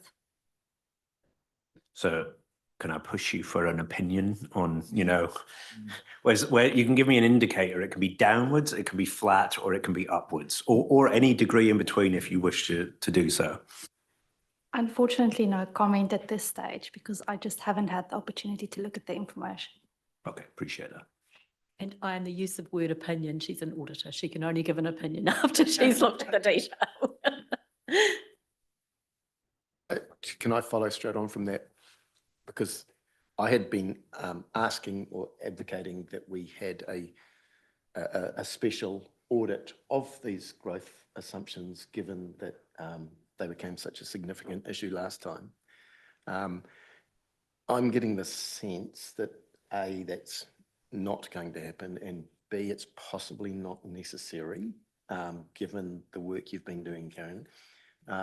But again, seeing we're in Risk and Assurance Committee and it's something we've spoken about a lot. So I'm not asking Renee for any opinion here. This is just a process question. And it's a two-part. It's my assumption that we're not going to go for a special audit, correct? And I've asked Katie this directly when she was sitting there. Are you confident that audit are going to be happy with our growth numbers? And she said, yes. I'm going to ask the same to you, Karen. So a two-part question, please. So I just want to answer your second question, and the answer is yes.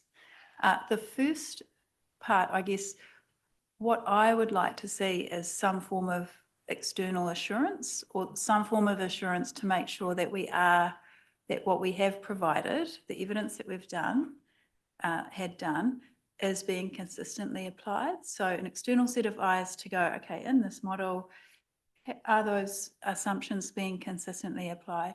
And I think once that's done, then I can very confidently say yes, yes. Okay, and just to that, I mean, it seems to me the obvious external eyes are your external auditor, because finding out there's a problem in February was a real problem last time around. It's simply too late. So are you imagining some third-party contractor coming in, or are you imagining that being our auditors? Yeah, so one part that we're looking at the moment is the consultant that, as a first step, the consultant that did the residential capacity analysis, for example. So her looking at the models and making sure that her numbers are being applied, and then a second layer on top of that to review the whole process. That's the plan so far. Yeah. So Melissa, do you have any comment from the ongoing relationship and conversations with Renee about the discussion around the sort of more frequent touch points leading into the audit? Yeah, thanks, George, and morena, everybody. So yes, as Renee alluded to, we are in regular contact with the audit team. We meet bi-monthly and use that as an opportunity to, I guess, discuss anything of interest, but also give the audit team an update on where things are at. Obviously, with the workshops on the growth assumptions and the forecasting assumptions, these have been of interest. We've also circulated the information and the workshop recording to the audit team. We've also talked about this concept of a progressive audit, which is, I think, is the point that you were alluding to. And I think at the time, Renee has kind of indicated that they're waiting for information from the OAG to be able to kind of make that formal decision. But at this stage, it does look like it's probably not going to happen. Could I just follow that? It's not going to happen because resourcing from us, or because Audit New Zealand don't think that that's how they should proceed? I can answer that one. So at the moment, we've got our team's resource to do the annual audit. And then we'll go into the LTP round. So usually that's not something that, for both teams' sake, we're not doing it at the same time. We need to get to the statutory adoption of the annual report first, and then move into the LTP. This is a very important matter for Waipa. So we do want to work, with management as far as we can, to look at things when it's ready as we can, and as I can, get some resources to look at that. There is a process on our side. There's an engagement letter, a fee letter that needs to go through, and all of that process, because, that's just the nature of what we do. In terms of the broader sector, we're not there yet. So there's, the engagement letters and the fees and the LTP audits hasn't kicked off yet. So it will have to be a special scenario for Waipa if we start that work early. It will definitely be beneficial, so I'll push for that, whenever, the numbers and things are ready for us to look at. Thanks, Renee. George, did you want to make a comment? Yes, and I hope I'm not speaking out of turn. I can appreciate the questions from Councillor Montgomery in terms of the early reassurance of the growth assumption and the consistent application. From your comments, Karen, it sounded like you are thinking about a third party to do that. And I wonder if we make a commitment as part of the LTP program to bring actually a formal, whatever that is going to look like, through to the next appropriate committee for consideration, to give more reassurance of the process that we're going through.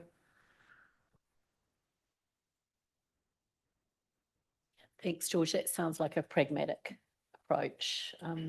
Yeah. Steph, did you want to comment? Yeah. Thanks, Carol. And you can see the cogs grinding. Morning, everybody. I had some other things this morning that I needed to attend to, so apologies for being late to this.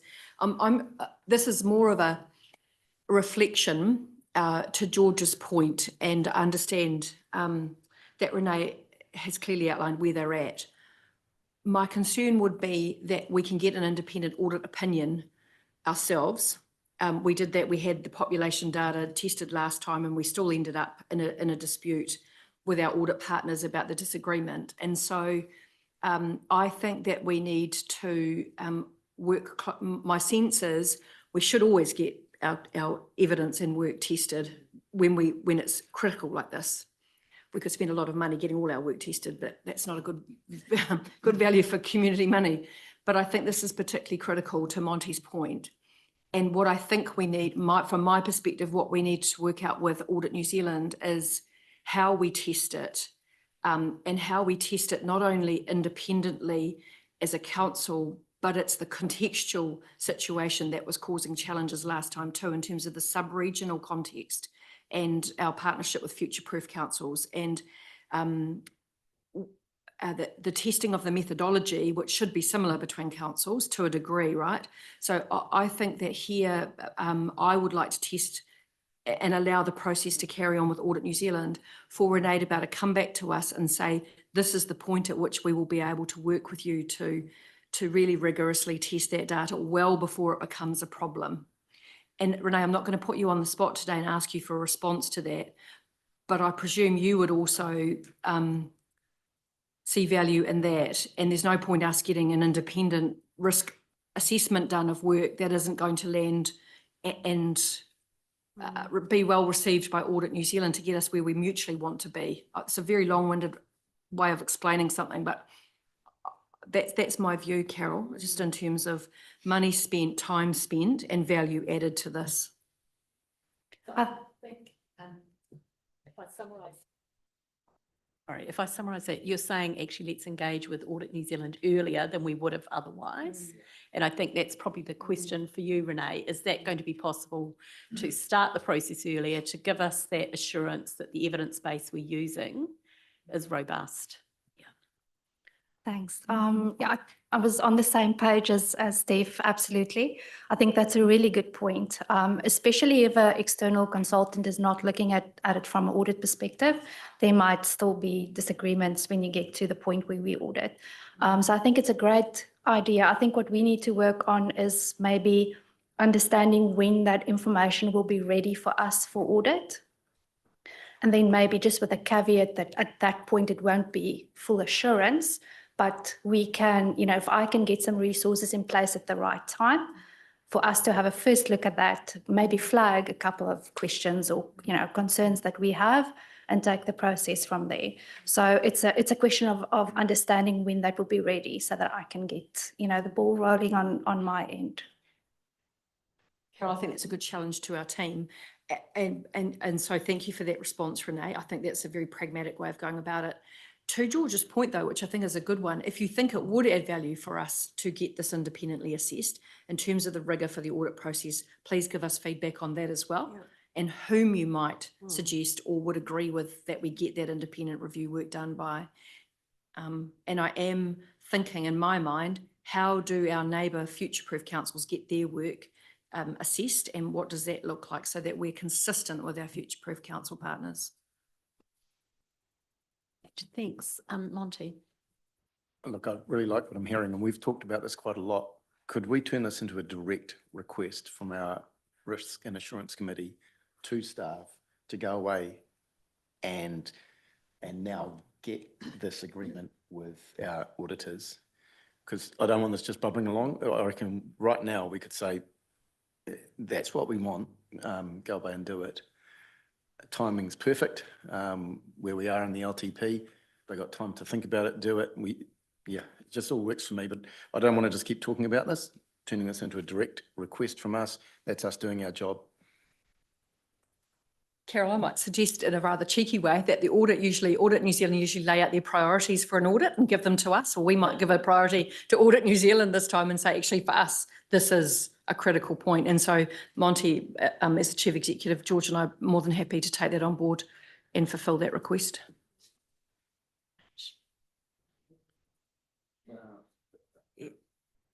We can put it really formally within the minutes, Jo. Yeah. Nice. Look, good discussion and debate around this issue, and I think we've got a way forward. So thanks. It's really good discussion. Claire, did you have a question? Yeah. Yes, it's not really audit related though, but it was actually to do with the work on the growth and DC modelling, which I presume is part of the assumptions work. Yeah, because I'm really keen to see that in detail. Yeah, in particular, I suppose scenarios if we exceed or fall short of those growth assumptions going across the years as well, because I'm really conscious of that big step up of that, the amount of growth that we're expecting at a certain point, and then that carries on through.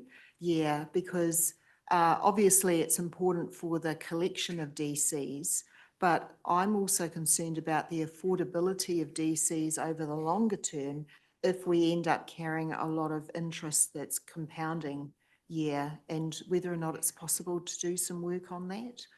Yeah, because I'm not really clear on the maximum period of time that some of the infrastructure that's been invested in, like how long that stretches out into the future where we'd collect, to get to the point of 100%.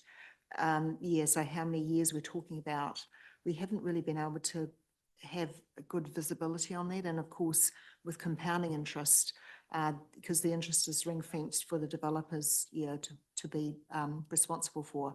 Yeah, I'm just getting a bit nervous about what that might look like in the outer years. Yeah, do you understand what I'm? I do understand, and that is part of the work that we're doing as part of the LTP to support those decisions around growth. And so we get these assumptions locked in, and then that flows through to the model, and we need to provide you with visibility of that, absolutely. Thank you. Well, look, if there's no further questions, could I have a move and seconder that we receive Karen's report, Strategic Growth Management Program Risk Update. Mover. Thanks, Shane. Thanks, Monty. And all those in favour? Against? Carried. Thank you. Thank you, Karen and Melissa. That's great. So if we could now move to the long-term plan project risk update and welcome Bridget. Morena, I'll take the report as read, and I would like to highlight that the 2737 LTP has 3 very high level risks that are being actively managed. Lack of capacity and reliance on key staff, the risk around legislative changes, and the risk around community expectations being misaligned around levels of service. As a project manager, I am quite concerned around the lack of capacity and reliance on key staff. I want to just mention the mitigations that we have underway here. They include early escalation of capacity concerns, trying to be very efficient in our decision making and reduce rework, and bringing in external resources as required. Any questions? So I guess I just, before I hand over to Roger, the question, I guess I'm sitting here and I'm going, it's all right, we've got some really high risks, and then we're saying the trend in those is going up. And I just have this sort of degree of nervousness around that. And, I hear what you're saying about some of those mitigations. Is there anything else we could be doing differently to try and manage through this and lower the risk? Is there anything that springs to mind? From my perspective, it is around that second mitigation where we are trying to be really efficient in everything that we're doing, and really, where possible, prevent rework. Yeah. And I guess that's, that'll be with management, but also with the councillors as well through the committees and yeah, nice. Thank you. Roger, you had a question. Yeah. Yes, it wasn't a question, it's more like a comment that obviously our deep dive is addressing that very same issue of staff capability and capacity. And it is, I think, the number one issue that we have. And pleased to see the deep dive is there this afternoon. And the legislative changes, I mean, I've already stated my concern about this is pervading every area of our future planning. So, yeah, totally sympathise with the high risks that you've identified. Yeah. Thanks, Roger. Invite George to make a comment and then Claire with a question. I would just like to make comment in terms of the improvements that Bridget and the LTP team have already made in terms of helping to manage these risks. It is a really complex environment that they're developing an LTP within, and the robustness with which the team is working in terms of the frequent meetings, the very early escalations, etc., and the rigorous reporting that is coming through. So I would just like to acknowledge that, and also it is a point of reassurance as well in terms of the management of these risks. Thanks, George. Thanks, George. So Claire and then Ian. Yeah, thanks, Bridget. And I really appreciate those heat maps that show the change in the way the risks have moved since the last reporting period. That's great. So you were saying that one of your focus areas is to reduce the risk of rework. I wanted to ask you, how can elected members support that? Or what things should we be avoiding so that we're aware that how we can manage it as a coordinated group? It'd be really helpful if you could sort of set out areas where you see there might be a risk of rework because of elected members' particular interests. But just to be upfront about it, really. Yeah, and a great question. And top of mind for me, what is very helpful is clarity.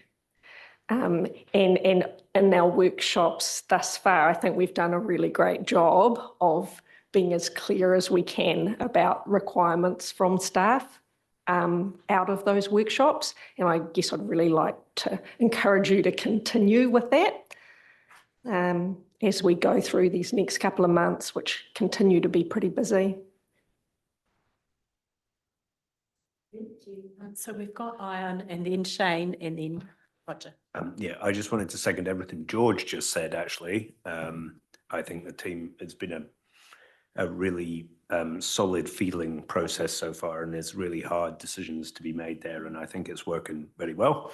Then actually I was going to make another point, which was just the conversation that you've had, which is I think the obligation remains on both sides. I feel like staff have been stepping up to the plate in terms of bringing us well-formed information.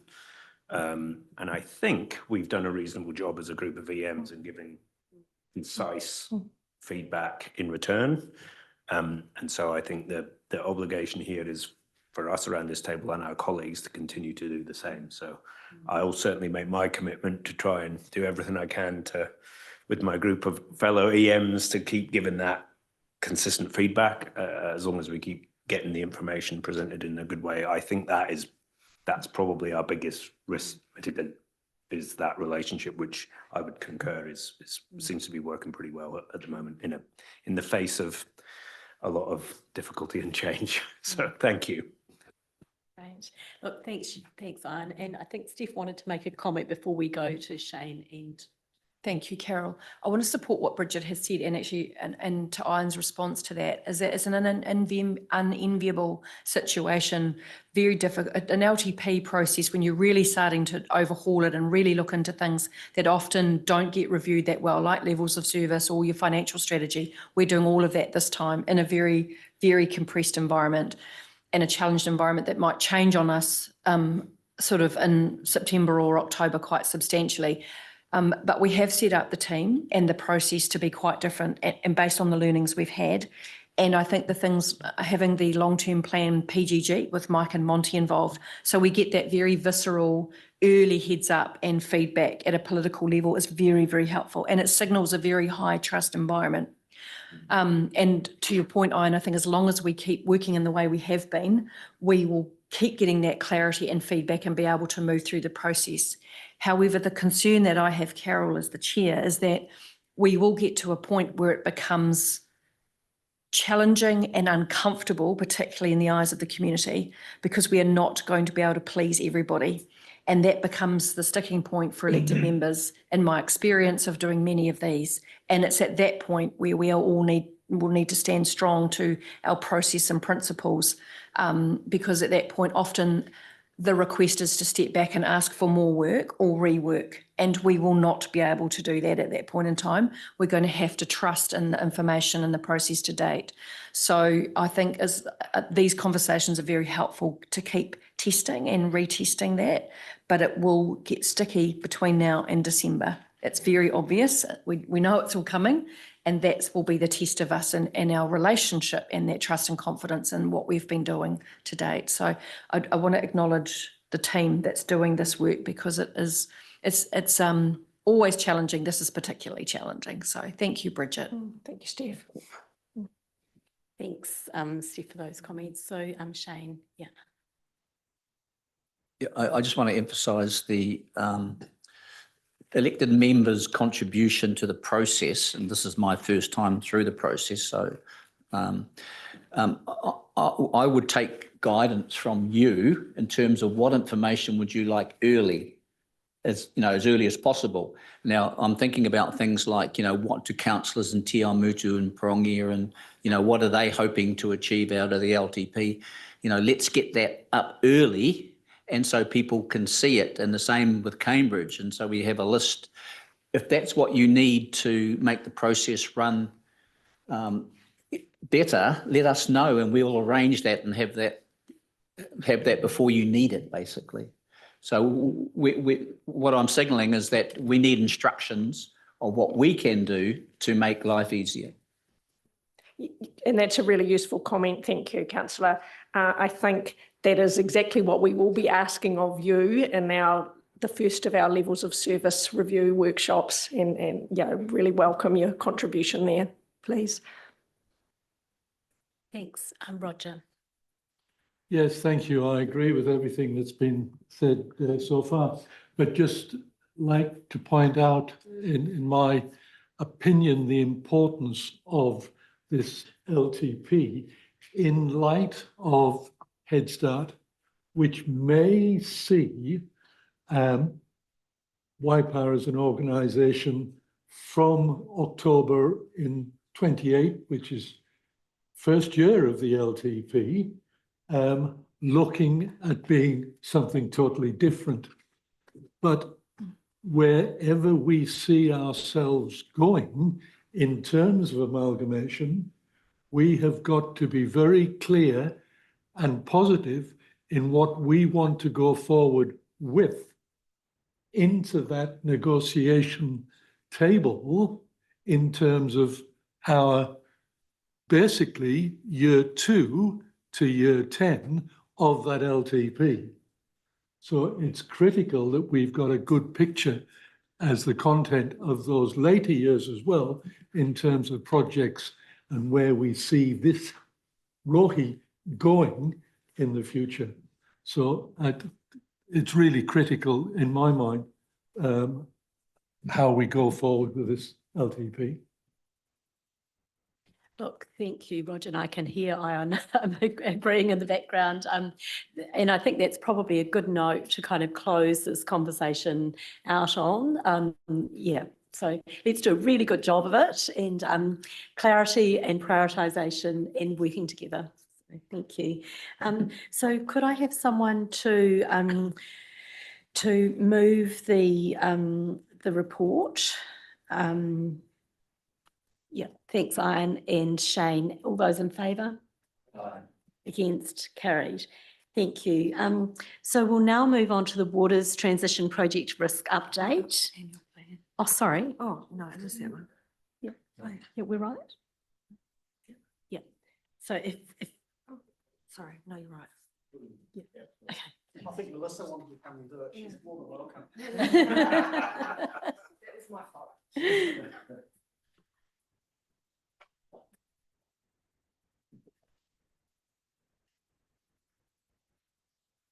So welcome. Feel free to start with some opening comments. Yeah.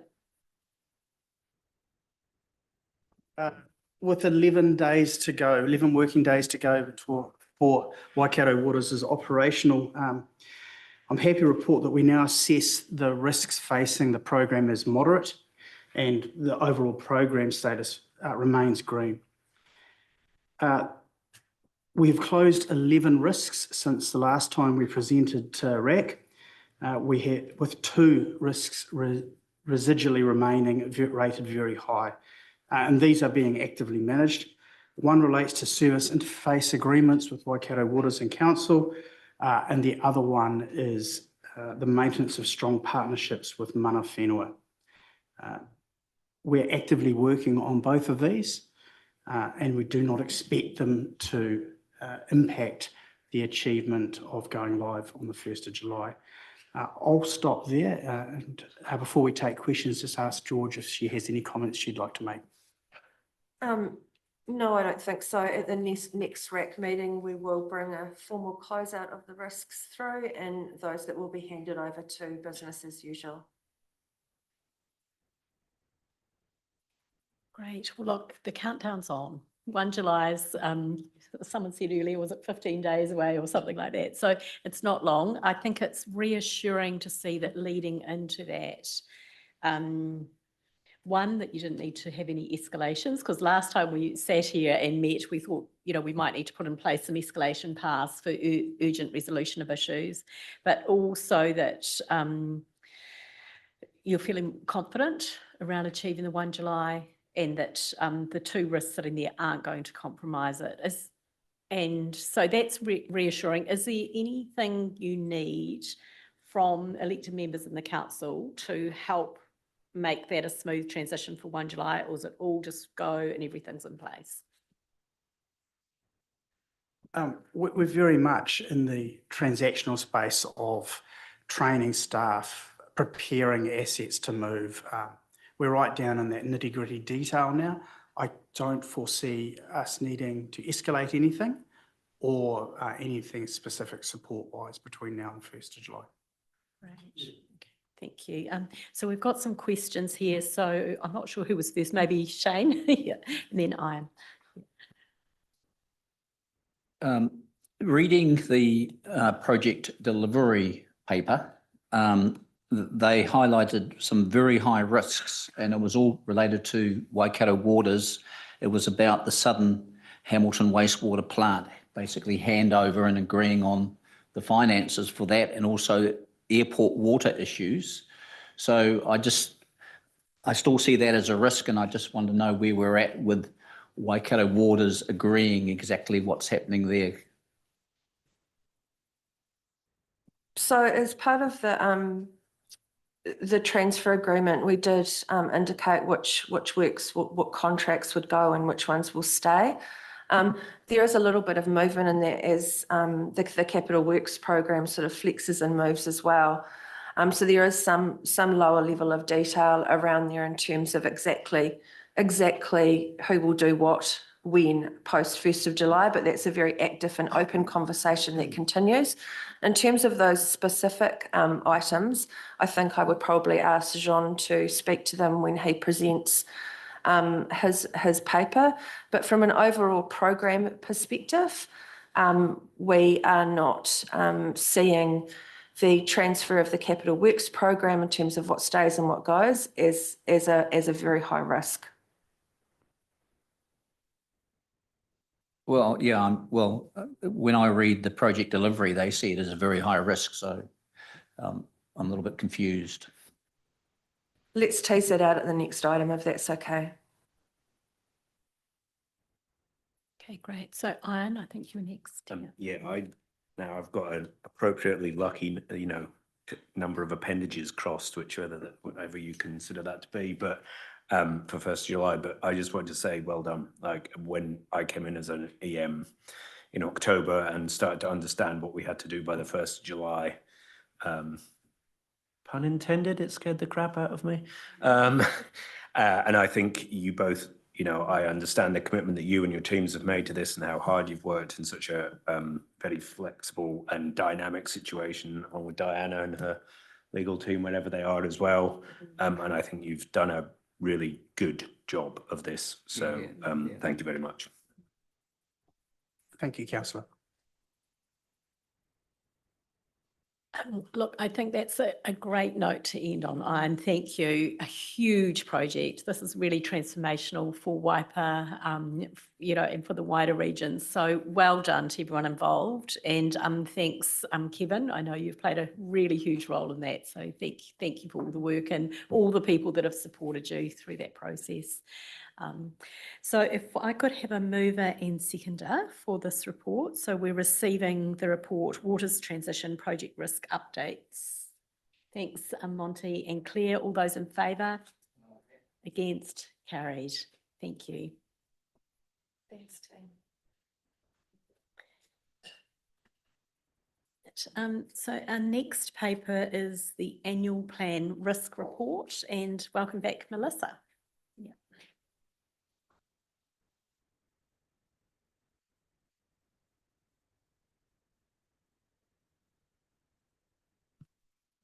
Thank you and good morning again. So the purpose of this report is to provide an update on the annual plan risk register. So in the past, this report has been presented alongside the waters transition, but given where the two projects are at, we've decided to separate them out for this report. So the annual plan itself is on track to be adopted by council on the 24th of June. And if you go through the risk register, you'll see that almost all of the risks have a residual risk rating of low, which aligns to basically where we're at in the project. So I will leave it there and happy to take questions. Thanks, Melissa. Any questions? Yes, and yeah. Sorry, I got one. Can you remind me where we land? And this sort of touches on what Shane was talking about a minute ago and what we shall talk about in a moment. Can you remind me where we landed at the minute in terms of what our CapEx program profile looks like in this annual plan compared to the under delivery we're about to discuss? Because I am concerned about that bow wave. I can't remember the number straight off the top of my head, but we will look that up right now. John's put together. Oh, John. 122 million, there we are, from the expert. Yeah.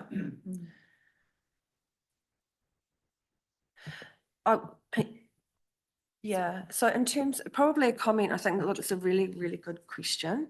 In terms of the comment, we did talk about that as part of the development of the annual plan and, you know, the potential, I guess, ambitiousness of the Capital Works program, noting that through the 27 LTP, you'll get a chance to recast the whole thing and any changes that are made within the annual plan. If we deferred based on not being able to, or the risk around delivery, it wouldn't actually have a financial impact on the year of the annual plan.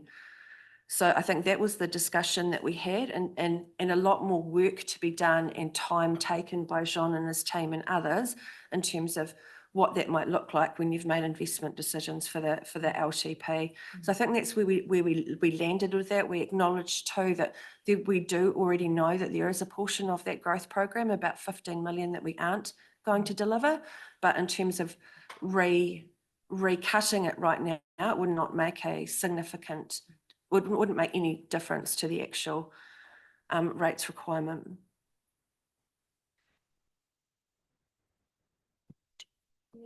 I'll invite Steph to make a comment. Thanks, Carol. And I see EL in the background cogitating on this too. It's a really important conversation to have, and it's a challenge for pretty much nearly all councils around the country. And I would like to say that until sort of a year or two ago, Waipa actually had an exceptional track record and was known as one of, I think Bruce Robertson was very proud, our ex-chair of Audit and Risk, was very proud of the fact that we were able to deliver a very large capital budget each year.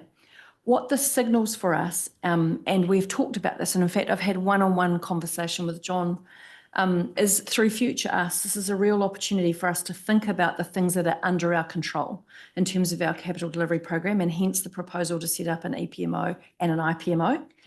Jean has some along with EL, some really solid foundations and some thinking about how we can better think through the timing and process for capital projects, which I don't need to explain to you, Ian. But in behind it, to George's point, are some things that are necessarily out of our control in terms of land purchases and elongated legal challenges, etc. Now, what we do need to do is be able to forward plan and anticipate those, which comes into our land-based negotiations, our developer negotiations, and having a much more contextual adaptability within our capital delivery program, because that's where, at the moment, as I understand it, the substantial number is coming from, and delays often outside of our control to a degree. So I think you raise, it is a really important conversation, which is why I wanted to join it, and I appreciate the opportunity to, Carol. I think the bow wave, the sums are largely those sorts of issues, as opposed to us just not delivering renewals or things. Yeah, and look, so it's a good conversation and one we need to keep live. I'm not there's a couple of issues there, right? My primary concern is not actually with our ability to deliver. My primary concern is whether we should be delivering it in the first place or not. And so, because to me, if we're, as you've just highlighted, the organization actually has a history of successful delivery. So it's not that it can't deliver those projects. So I'm just because we didn't do it this year, oh, we should do it next year is not a logical flow for me. I would always test that to the point of saying, well, should we be doing it at all? And particularly when we consider some of our other conversations about where we are with growth capacity and so on and so forth. I'm like, look, if we're, I just look at that number and go, I'm not sure that that's the right thing. And that is to the point of a more sophisticated, sensitive conversation with councillors through the LTP development and our infrastructure strategy, our financial strategy, and then each year as we check in with our annual plan, rather than an assumption that if it's in the LTP, it's going to happen without reworking everything, actually to having processes and feedback loops with councillors about the work program for the year and the years ahead, probably 3 years, because some of these CapEx programs should have a 3-year delivery cycle, right? So I think that means it's a new era for Waipa in terms of that much more sensitive testing each year of what is in the program and is it still the right thing to be doing? I guess what I'm signaling here, and I, deferred to the others around the room in a wider conversation, is if this time in 6 months or a year, we have under-delivered on our capital program in terms of money spent, that's not necessarily a problem as far as I'm concerned. I'm far more interested in us delivering the right things rather than us spending the money we said we were going to spend. So as long as we're taking that as an underpinning of how we assess these things, then I think we're on good ground. But there's just instinctually, sometimes I feel like, oh, there's a rush to spend the money. And that's something I rail against. So that's my only feedback. Yeah, thanks for raising that. I think as Steph highlighted, the annual plans, the LTPs are the absolute appropriate mechanism for identifying, are we doing the right projects? So yeah, thank you. Any further questions? Yes, Claire and then Monty. Oh, yeah, just picking up what Ian's saying. So it was reported at our annual plan workshop that the capital works program was not sort of revisited. Yeah, so so personally, I didn't feel comfortable with that either, but it was a call that staff made with resourcing. Yeah, and hopefully with the LTP processes now we'll sort of improve that, I guess. But yeah, for me, it's not just about growth projects, because capital works also covers renewals, which we're hearing from our community that's really important for them to see, repairs and upgrades being carried out. So I mean, we don't have visibility on what's in that big envelope, but yeah, but I'm looking forward to a tighter process on it. Yeah, and I agree with Ian's approach that we should be asking whether or not we should be doing it at all, I guess, that understanding the broader dynamic within our growth works and that, yeah. Cool, thanks. Thank you, Claire. Monty? Oh, look, very similar vein. Ever since I've got here, I've always thought it's weird that we report non-delivery of capital as one of our sort of KPIs, and it's red if we're not making it. And I'm with you, Ian. I don't know if it's red or green. Depends if you were meant to be, if you should have done that. And it's in a way a bit of a shame that Waipa might be coming to an end, because I think we're just at the beginning of getting good at this. And all the work that's going on in growth modelling and stuff, because we do a reasonable fist of it at the long-term plan, but in the medium, in betweens, we sort of don't. And the amount of work that had to go into the growth workshop, it was a real eye-opener for me just to get data that I thought was at hand, and it turns out it wasn't. And there was a whole lot of manual processes to work out where we were. So I think in the background, the staff always have been making these capital decisions, and they've been pushing stuff forward, often with the explanation it's to match developer timing, which totally makes sense. But as governors, you haven't had a whole lot of oversight over that, and it would have required all these systems improvements. And if we were going to be around for another 10 years, we'd definitely do it. We'd invest and we'd do it. And I think we'd get a lot better, but yeah. So look, I'm with you just, and I was really pleased to hear that, just because the bow wave's there doesn't mean we should spend it. And yeah, having said that, for me, in the annual plan, there's not a big risk in not revisiting the capital so much because of our balance sheet position now. It's not like we're hard up against debt limits anymore, so we can make these decisions as we go. It's reasonable to do that. It's not affecting our operating position. So I'm reasonably comfortable, but yeah, I would have liked to have been part of making this really good going forward. And I don't know how much of that we're going to be able to do sensibly. So that's my comments. Right. Well, look, thank you. So the annual plan's coming up for adoption later this month. I know a huge amount of work goes into preparing that. So well done to everyone involved, and I hope it goes through smoothly on the day. So thank you. Yes. So could I have someone to move and second that we receive Melissa's report, annual plan risk report? Thanks, Monty, and thanks, Ian. All those in favour? Against? Carried. So I'll now invite Carl and David to come and talk to us about the outcome of the IANZ assessment, Building Consent Authority. And this was, we've been waiting a wee while for this to come up. So it's great to have you here with us today. Thank you. Excellent. Thank you, Madam Chair, Morena Koto, members. Apologies to Dave. Ironically, he's with Audit New Zealand at the moment. So just continuing on that trend of making sure we're doing things correctly. I'll take the report as read. We've made a previous undertaking that we would bring reports on these audits in front of this committee on a regular basis. So it has taken a little while for this one to find a slot on your agenda, but we've made it. So I'll take the report as read, just a high-level summary. As a Building Consent Authority working under the Building Act 2004, we're subject to regular audits by International Accreditation New Zealand on behalf of the Ministry of Business, Innovation and Employment. So our last one was completed in September 2025. And it's all about making sure that Council itself is complying with the Act, the regulations, and indeed with our own processes, all with supporting the intent of the Act that buildings are safe and fit for purpose within our district. So essentially the audit identified 6 non-compliances initially, 3 of them resolved during the audit. So for those not familiar with the process, IANZ has staff on site with Council between 3 and 5 days, depending on what they're doing. So they're working alongside our staff, looking at the processes. So there's an opportunity to resolve some minor non-compliances during that, which was the case here. And the remaining ones were addressed within the timeframe set by the auditors. The report reflects the positive approach of the team, the strong engagement and the buy-in the team have in making sure that we're doing things correctly through our internal audit process and documented continuous improvement practices.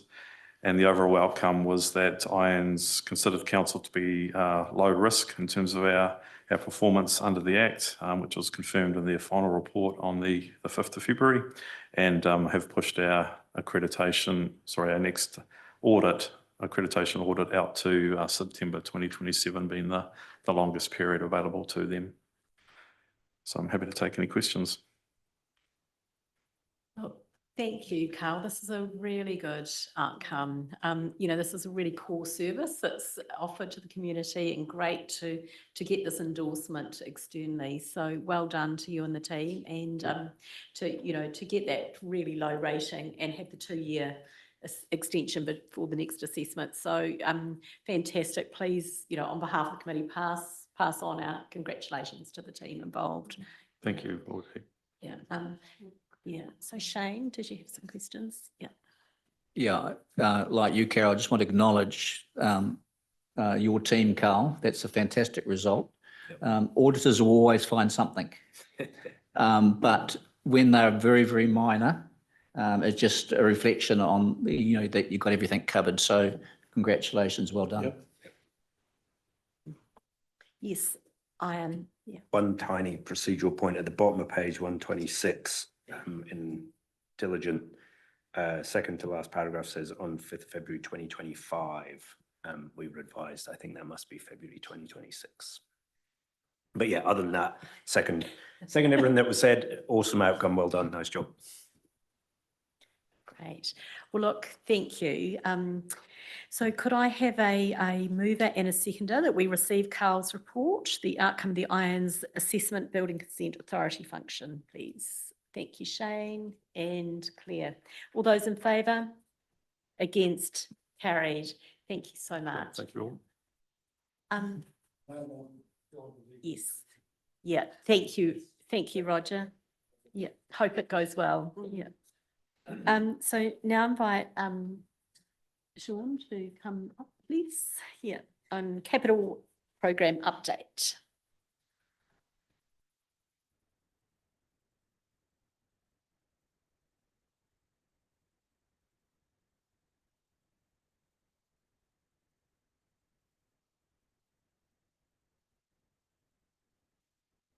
Good morning through the chair and everybody else.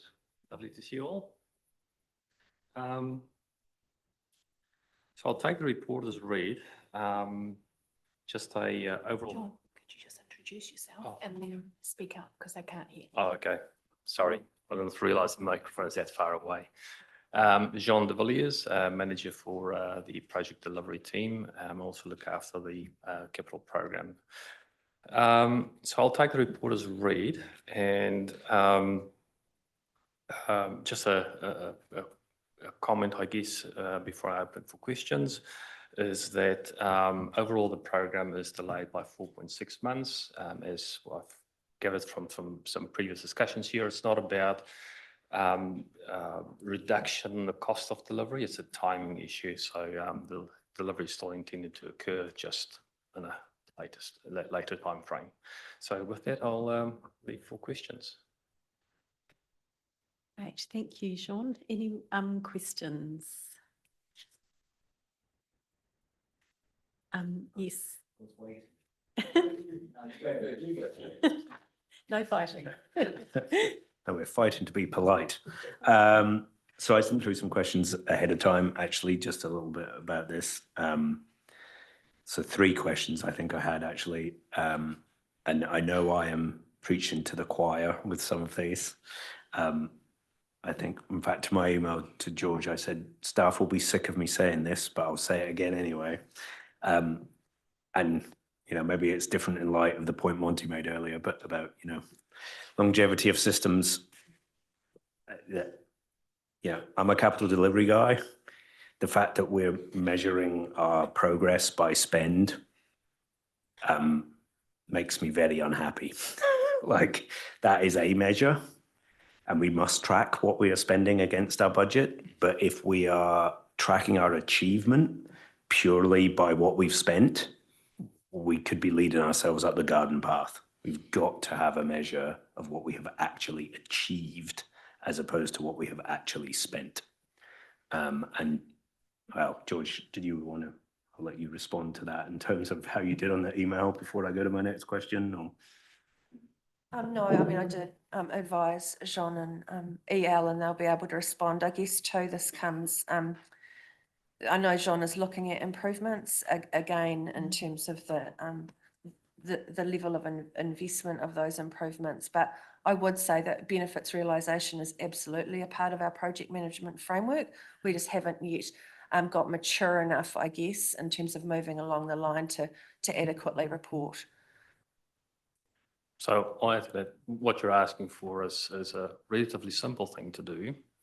It's, in theory, it is, and you're right, it is project management 101, stuff to track value against cost to see where your risk cost lies. We have started implementing it. It is a very manual process for us. So we're looking at how we balance that with what we do manually in our systems as we transition to the new enterprise budget system. So we're looking at longevity of putting these things into place. So it's a question of where we put it and how we access the data to report on it, not just at project level, but be able to run it all the way up through to program level.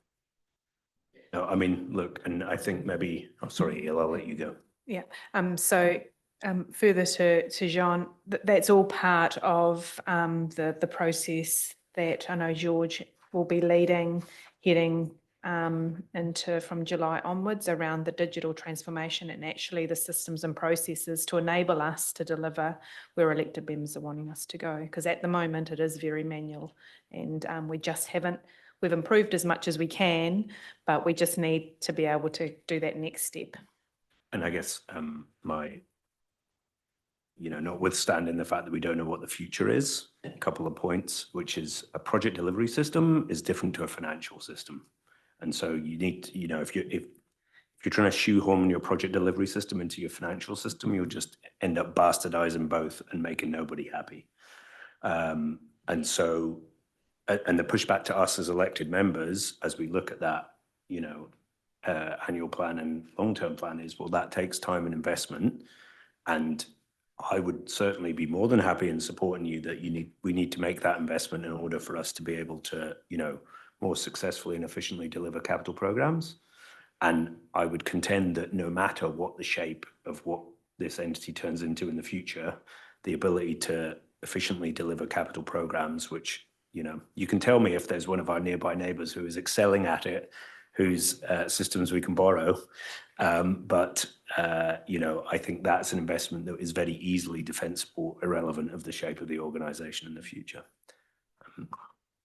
So just to comment on that through the chair, yes, absolutely. And that's something that we're working closely with George's team on and working through that process to ensure that the system for capital project management and portfolio management for the delivery is fit for purpose and enables what elected members have been asking in terms of value for the project as well. So we're working closely with George and her team on that.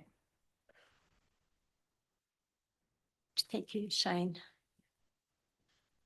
It's probably the same thing, but just using different words. So with your development and improvement on how you do things, then we will be able to see. So let's take an example. You've spent, you're going to spend 52 million on, I'll take growths for an example. You're going to spend 21.94 million and you had a budget at 69. Now that's because you didn't deliver some projects because it's been delayed. But out of the projects that you delivered, how are we comparing to what we said we're going to spend? So how are we comparing the budget? Is that going to be something as an outcome of this? Yes, we'll be able to show that.